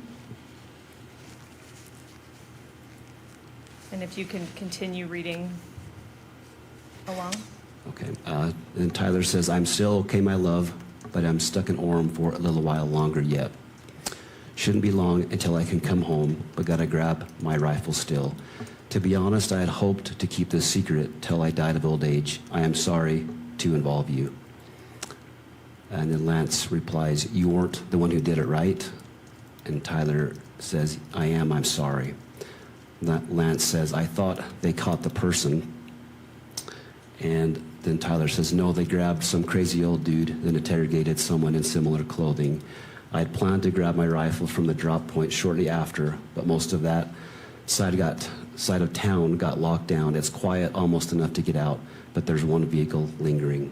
We could scroll down to page 3. Continue reading. Lance says, why? And Tyler says, why did I do it? And Lance says, yeah. Tyler says, I had enough of his hatred. Some hate can't be negotiated out. If I'm able to grab my rifle unseen, I will have left no evidence. Going to attempt to retrieve it again. Hopefully they have moved on. I haven't seen anything in the news about them finding it. We'll update you shortly, we'll update you by midnight. And then Lance says, all right, stay safe. How long have you been planning this? Scroll down a little bit, please, Kimberly. And Tyler replies, a bit over a week, I believe. I can get close to it, but there is a squad car parked right by it. I think they already swept that spot, but I don't want to chance it. We can scroll down to page 4. This is why the defense didn't want this into evidence in the preliminary hearing, because because this is the only thing that's going to be televised. So this procedure here, they got the whole trial where no cameras in the courtroom. They already ruled on that. I would like to see them revisit this, because I think the world should know about this case, and I think that they should know what happened here. And instead of having, I can't go to you. Well, I guess I could, but honestly. And continue. So here is the smoke. This is the smoking gun, guys. And there are also, there's DNA on the gun, and that's Tyler Robinson's DNA. And there was DNA of the boyfriend on the towel surrounding the gun that he couldn't get back and retrieve because he waited and waited and waited for hours to get that. And that's when they were doing this text chain.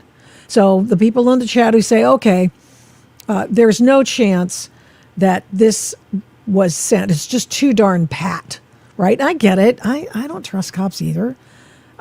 Generally, I trust in my constitutional rights first. Then I'll trust cops. In this case, they exploited the phone, got it out, talked to Twigs, and there's timestamps on it. So I'm not entirely sure how you think that this occurred when he'd already turned himself in. So stop with, let's deal with the facts and not with now void and moot conspiracy theories. Being about halfway down, I'll stop you about halfway down. This is while they were spot, but I don't want to chance it while they were parked there. If they'd found it, I imagine there would be more commotion. Again, I'm sorry for roping you into all of this. You shouldn't have to worry about this. And Lance replies, does anyone else know? Tyler says, not to my knowledge. All right, I'll stop you there. Let's move to page 5. So this should be page 4, so just scroll Now, down not one. all of them were allowed to be And if you could included. read starting,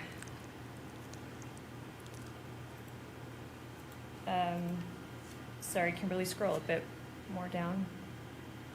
If you could read, I don't know, about a 1/3 of the way up that starts with guess. Okay. Tyler says, guess I'm just sitting in my car watching reels for another hour, hoping this guy fucks off. And continue. And Lance says, are you okay still? And Tyler says, yes, check and spot again now. Will. Sorry, now we're on page 6. Continue reading. We'll update soon. He continues, the squad car was moved further away, enough that I should be able to move in. I backed off because I thought I heard footsteps, maybe a foot patrol, but the crickets here are so fucking loud. Gonna see if the road closer to campus is open so I can drive past and check shit out. Probably still closed off though. Getting worried, hard to know for sure, but I'm not finding my rifle. Could be in the wrong spot.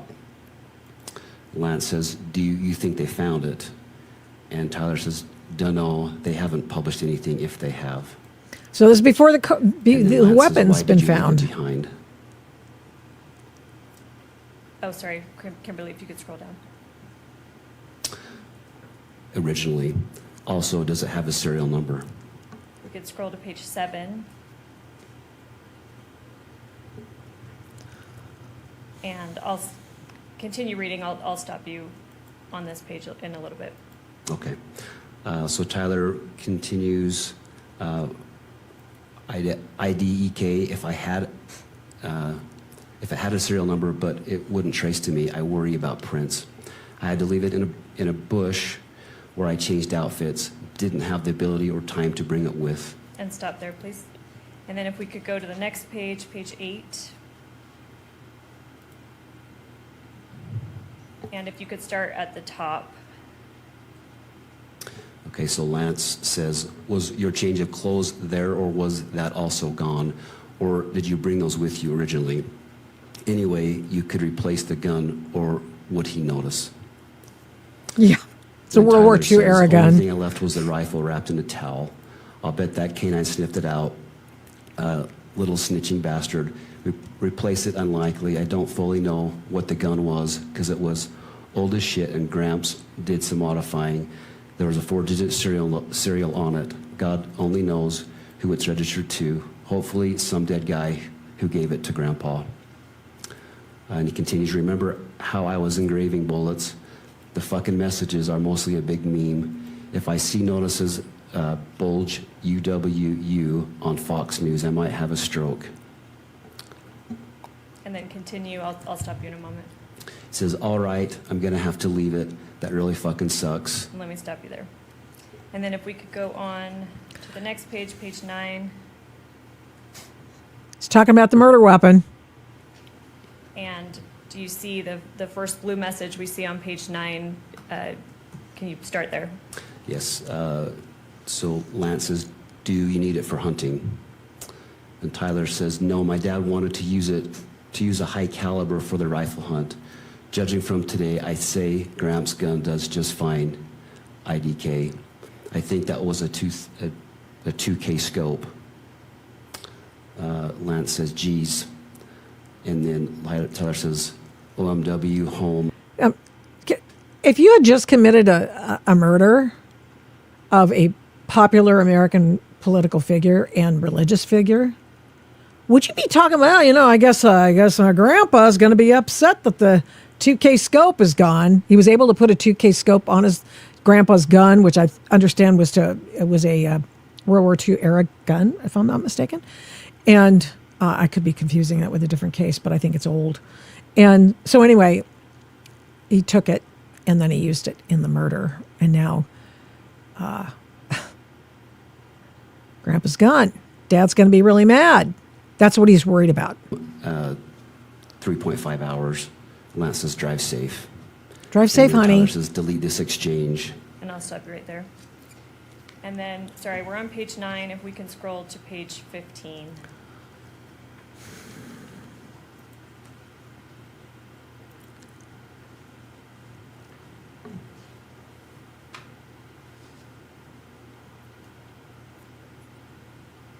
And then the second grade message on page 15, if you could start there.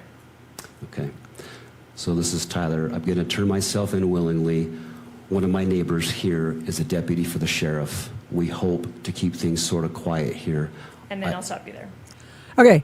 To all you people in the chat and to all you people out there who are going to watch this now or later, there is a tell right there. This is him saying that this chat exchange, this text exchange, happened before he turned himself in, which apparently is a big conspiracy theory. Kind of wild, but I thought I knew most of the conspiracy theories. Apparently did not hear that one. And we can remove the exhibit from the screen. Thank you, Kimberly. We mentioned a Cellbrite extraction of Mr. Twig's phone. Do you know what time that last text was sent? Yeah, I recall it was just before 8 p.m. on September 11th. It was, I think, 7:42 p.m. is my recollection. I'm sorry, September 11th? Yes. Would September 12th Nope. make sense? Or you're saying September 11th? So September 11th was when he turned himself in. It would have Okay. been September 11th. Yeah. Okay, thank you. Yep. All right, I'm going to show just for the witness, States Exhibit 16.2.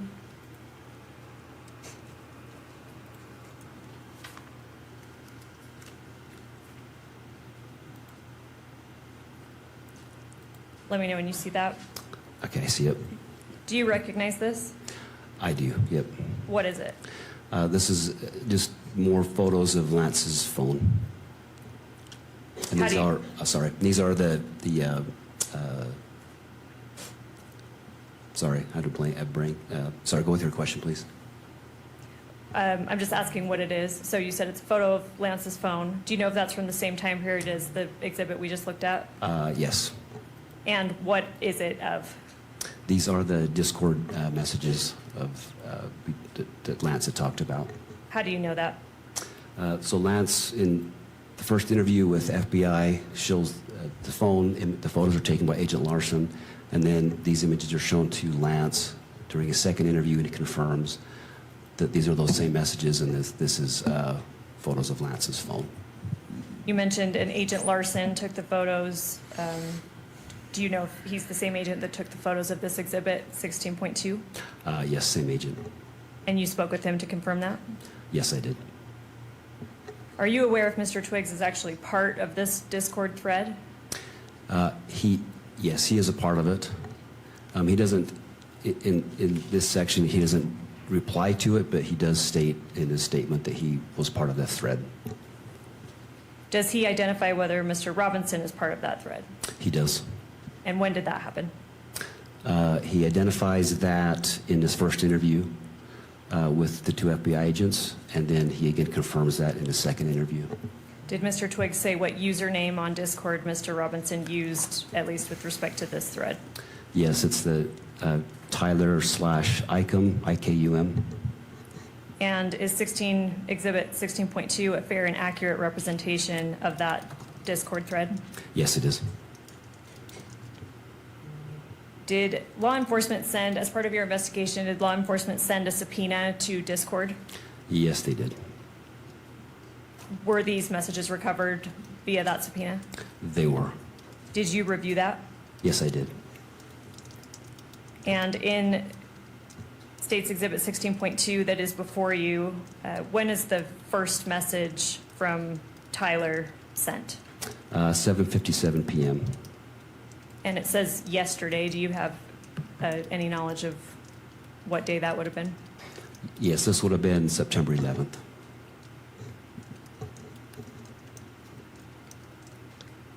So Tyler sends the first message that you're seeing on Exhibit 16.2, September 11th at 7:57 p.m.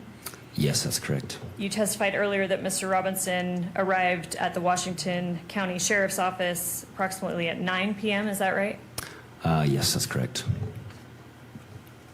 And although you weren't physically present there yet because you were flying down, how do you know that he arrived approximately around 9 p.m.? Just based on the police reports I reviewed and then go back and look at the video and such.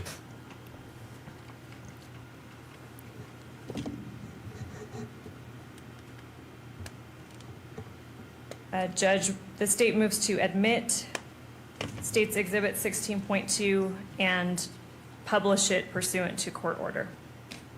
Mr. Novak. Thank you. We've already lodged all. From Lance. Okay. So that's another one. We've got another. I'm trying to think of that. That's the third big piece of smoking gun evidence is the note that Tyler Robinson left under his computer for Lance to find. I believe this is the one in which that is discussed. I see it. Do you recognize this? I do. What is this? This is a handwritten note or letter from Tyler to Lance. How do you know that? In Lance's first interview with FBI, he tells them about this letter note he found under Tyler's keyboard per a text message he received. He states from 11 p.m. on September 10th. And so at that point, Lance finds this. This is the letter he finds under that keyboard. Okay, so to clarify, Mr. Twiggs gets a text from Mr. Robinson around 11 p.m. on September 10th telling him to look under his keyboard. Yes, correct. And this is what Mr. Twiggs represented was underneath the keyboard. Yes, yes. How did law enforcement get this photograph? So following Lance's first interview at St. George PD, his phone is recovered at that point, taken into evidence. It is downloaded, I believe it was the following day or shortly after that. The FBI transported that phone to the RCFL, which is the Regional Computer Forensic Laboratory in Salt Lake City. The phone was downloaded through Celebrite, and after that, following that download was complete, SBI received a flash drive containing that download. From there, it went to a SIAC analyst to go through that data of his phone to look for. Hey, conspiracy theorists, this is a chain of custody piece of information that you need to know that you can rely on unless they want to go to jail and somebody finds out that they've been lying, and then they're going to go to prison for perjury. But here we go. Or any pertinent evidence or information that may be on there. And at that point, that this image of this letter was located. All right, I'm going to break down a few things. You mentioned, I just want to make sure the record's clear. You mentioned Celebrite a few times. What is Celebrite? It's a downloading software that's commonly used by law enforcement. I don't do that myself, but it's commonly used to recover data, to download electronic devices, particularly cell phones. And then you mentioned SIAC. What does that mean? It's the Statewide Information Analysis Center. It's a division within DPS. It's a fusion center. They assist law enforcement with intelligence, various intelligence information for our investigations. You mentioned that you don't personally do Cellbrite phone extractions. Have you spoken to the law enforcement officers that performed the Cellbrite extraction on Mr. Twig's phone in this case? I don't believe I specifically talked to those individuals, the RCFL, that did that. But they, yeah, that was then provided to SBI. Did you speak with officers at SBI that have recovered this photo that we're seeing in States Exhibit 16.3? Yes, I have spoken with an SIAC analyst who in particular found this image. I've spoken to her personally as well. Was Mr. Twiggs shown what's been marked as States Exhibit 16.3 during his second interview? Yes, he was. And again, you were present for that? Yes, I was there. Is Exhibit 16.3 a fair and accurate representation of the photo law enforcement obtained from Mr. Twiggs' phone and that he was subsequently shown in the second interview? Yes, it's fair and accurate. Your Honor, the state would move to admit Exhibit 16.3 and then also publish pursuant to court order. Mr. Novak. Just noting the objections that have previously been made, and I think that the court's order is that it may be published in the courtroom only. Thank you. Noting the standing objection by defense, 16.3, correct? Correct. Is admitted into evidence and may be published only in the courtroom and not be shown or videoed. Yeah, so that's we're out on that. See, this is why I think cameras in the courtroom are so important. Yeah, and yes, I know. I got to go to the OJ trial for part of it, and but I did notice inside the courtroom what a disaster that prosecution was, and you could tell that from 10 miles away. But inside the courtroom, God, talk about playing to the camera. Oh yeah, and Johnny Cochran, masterful. Not going to take a thing away from him. If it doesn't fit, you must have quit.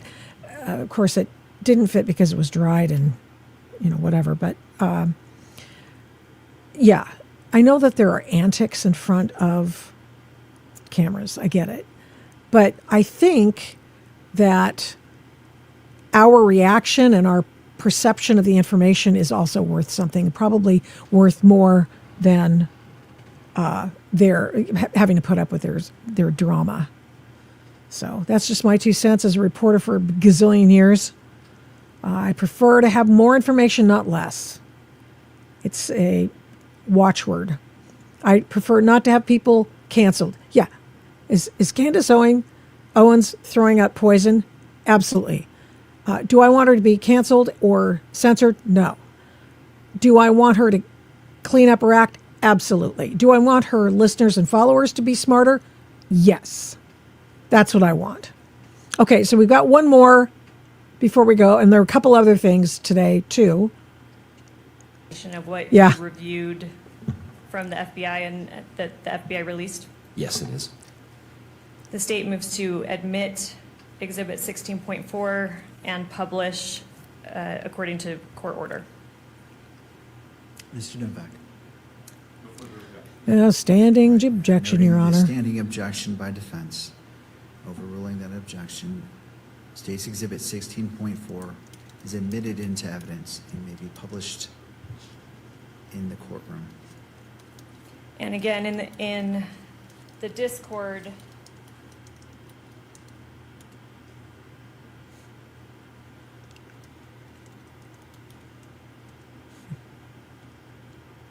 So this is the Discord chat when they were playing games and stuff like that.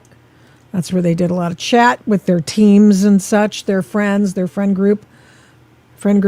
And so that's being shown in the court, and we can't see it for whatever reason. I don't know what the deal is. There's also another letter that they were talking about keeping out. And that letter was from a board member of Turning Point.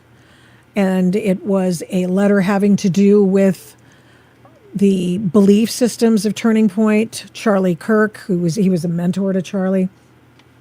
And it pertains to the Turning Point belief system, and it's also about their foundational principles in Christian faith, traditional Christian faith, and how Charlie Kirk was a believer in traditional Christian values, and talked about Matthew, the part of Matthew where it talks about how, once again, I mean, there's multiple places where this has occurred. Genesis not the only place. Matthew refers to God made one man, one woman, that sort of thing, and never the twain shall meet. Iterations and that sort of thing. So that's what it referred to. This is the enmity that which Charlie received, I think unfairly, obviously, about his belief system, about the very traditional Christian belief system, and that he believes, and the prosecution believes, they wanted this to come in. Defense did not want this letter in. They did not even want to give an ounce of a scintilla of a vestige of a possibility that religious beliefs had anything to do with it. I think that we know that that's not true, because it all stems from the foundational principles upon which he acted. Okay. And this is not unusual. A lot of Christians with Christian beliefs are murdered and martyred for their faith. It's happening in Nigeria right now. It's happening all over the world. They don't say anything about that in some certain areas. People are not, you're a Christian, burn her at the stake. They do it for other reasons. You're intolerant. You're a racist. You're virtually Hitler. Those kinds of excuses. But really, what their concern and their point is that they don't like their foundational belief system of Christianity, Judeo-Christian beliefs. It's the same thing with the Jews. Same thing. The Saturday people, after they come for the Saturday people, they come for the Sunday people. And so, okay. Now, so the final news of the day is that, and I found that this guy's reporting, Brecken Thies, who's over at the Federalist, state rests its case and preliminary hearings of the murder trial of Tyler Robinson. Now, remember, this is not the trial. This is just a way to present evidence to find out if there's enough evidence pointing to guilt to bound over someone for trial. Okay. The other thing is that today, DNA testimony linking Robinson to the 30-06 rifle, swabs of the stock and the bolt of the rifle, DNA profiles are at least 1 trillion times more likely if they had originated from Tyler Robinson. Let's see, swabs of the butt plate, the DNA profile, 1 trillion times more likely if it originated from Tyler Robinson. Obviously, it's his DNA on the thing. Then we have the bullets. There are pictures of the bullets here. These are the ones with the messages on them. It says, "Notice this bulge. OWO what? This? Hey, fascist, catch. Oh, Bella Ciao, Ciao Ciao. If you read this, you are gay." So there was that part of it as well. This is the one that, what does this one say? Notice this bulge. OWO. He did that with Lance Twiggs Dremel. This, question mark, that's what this one is. And those are the ones they were showing in court. Here's the case for the rifle. There it is. The alleged murder weapon. Well, it's not an alleged murder. The murder weapon. Here we go with more of the messages that he put on the bullets. This one is catch. Bella Ciao, an Antifa, used by Antifa now, song, poem. Everything comes back down to the left and their radical politics, i.e. Antifa. Let's see, what else do we have? This is the one that says, I can't read it. Oh, this is Chow Chow. What is that about? Bella Ciao, though? Yeah, it might be Bella Ciao. So there you go. So the state rests in this case, this preliminary hearing, to determine whether or not there is enough evidence to bound over Tyler Robinson for trial. Obviously, there is. There are multiple confessions. And there is other information that we can't see because the defense did not want it to be seen because they said it would be too prejudicial against their client, i.e., it makes their client look really bad. we don't want to show it. There was some hearsay, okay, and that had to do with the 14th Amendment and Sixth Amendment problems. So thank you for this very enlightening show today, Victoria. Your summary is well received. Remember, let's see, thank you, Jordan. I appreciate all your help. Remember, the aliens placed the rifle there and in his DNA. There you go. Yeah. It's been great spending some time with you. We're on to the 2-hour mark, and I feel very bad for my producer. He's going to have to come up with shorts and videos of this. Be that as it may, however, I just want you to know that I appreciate you being here. I know a lot of Tommy Boy fans are over here, and I really appreciate it. And thank you for the subs. Do appreciate that. I want all of you to please share, like, and, sub. Appreciate it. Like, comment as well. And we'll see you on Thursday. So I'm sorry, did I say that? Today's Thursday. We'll see you on Tuesday. Tuesday and Thursdays, 1 o'clock Pacific to probably usually 2:30-ish. And thanks for the show. Tommy! There you go. Yeah, Tommy's... one more thing about that, about Tommy and being attacked in his home.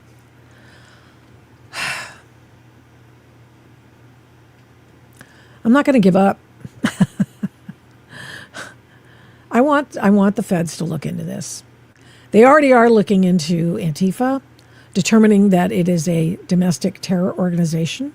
We found out that the conspiracy alleged and founded in a Texas courtroom with respect to the North Texas Antifa cell there, the conspiracy there to attack ICE officers and to set an explosion there so to cause them to come out. It's like what the Pallies do, and it's also like what Al-Qaeda does. When they have an explosion, they get the people out there for the fire and police to come out, and then they blow them up in a secondary explosion. That's what they did to the cops in North Texas. So when they accepted the secondary aspect of it, they shot them. These are evil people. They're very misguided. And they need to learn some history, preferably American history, before they make one more move. Appreciate you being here. Take care, and I'll see you on Tuesday. Thank you so much for watching and listening to this episode of the Adult in the Room podcast. We do not take you for granted. We appreciate every single person who tunes in every week to listen and watch this program. We're here every Tuesday and Thursday, live streaming on Rumble, and then on every other podcast platform shortly thereafter when we can port it over and get it over there as soon as we can. All the shows can be found at victoriataft.com, where the censorship regime has been banned by me. Follow me on social media at these names: Victoria Taft, the Adult in the Room podcast, and the Victoria Taft Show.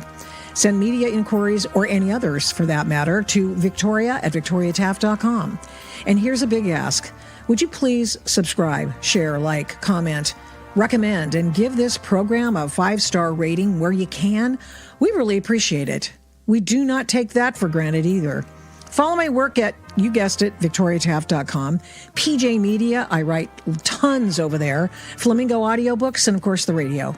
I don't do this alone. This show is produced and engineered by Overall Media. 1A Cast is responsible for some of the Adult in the Room podcast's imaging. Logo design by Hageman Creative. The Adult in the Room podcast is produced at Flamingo Road Studios.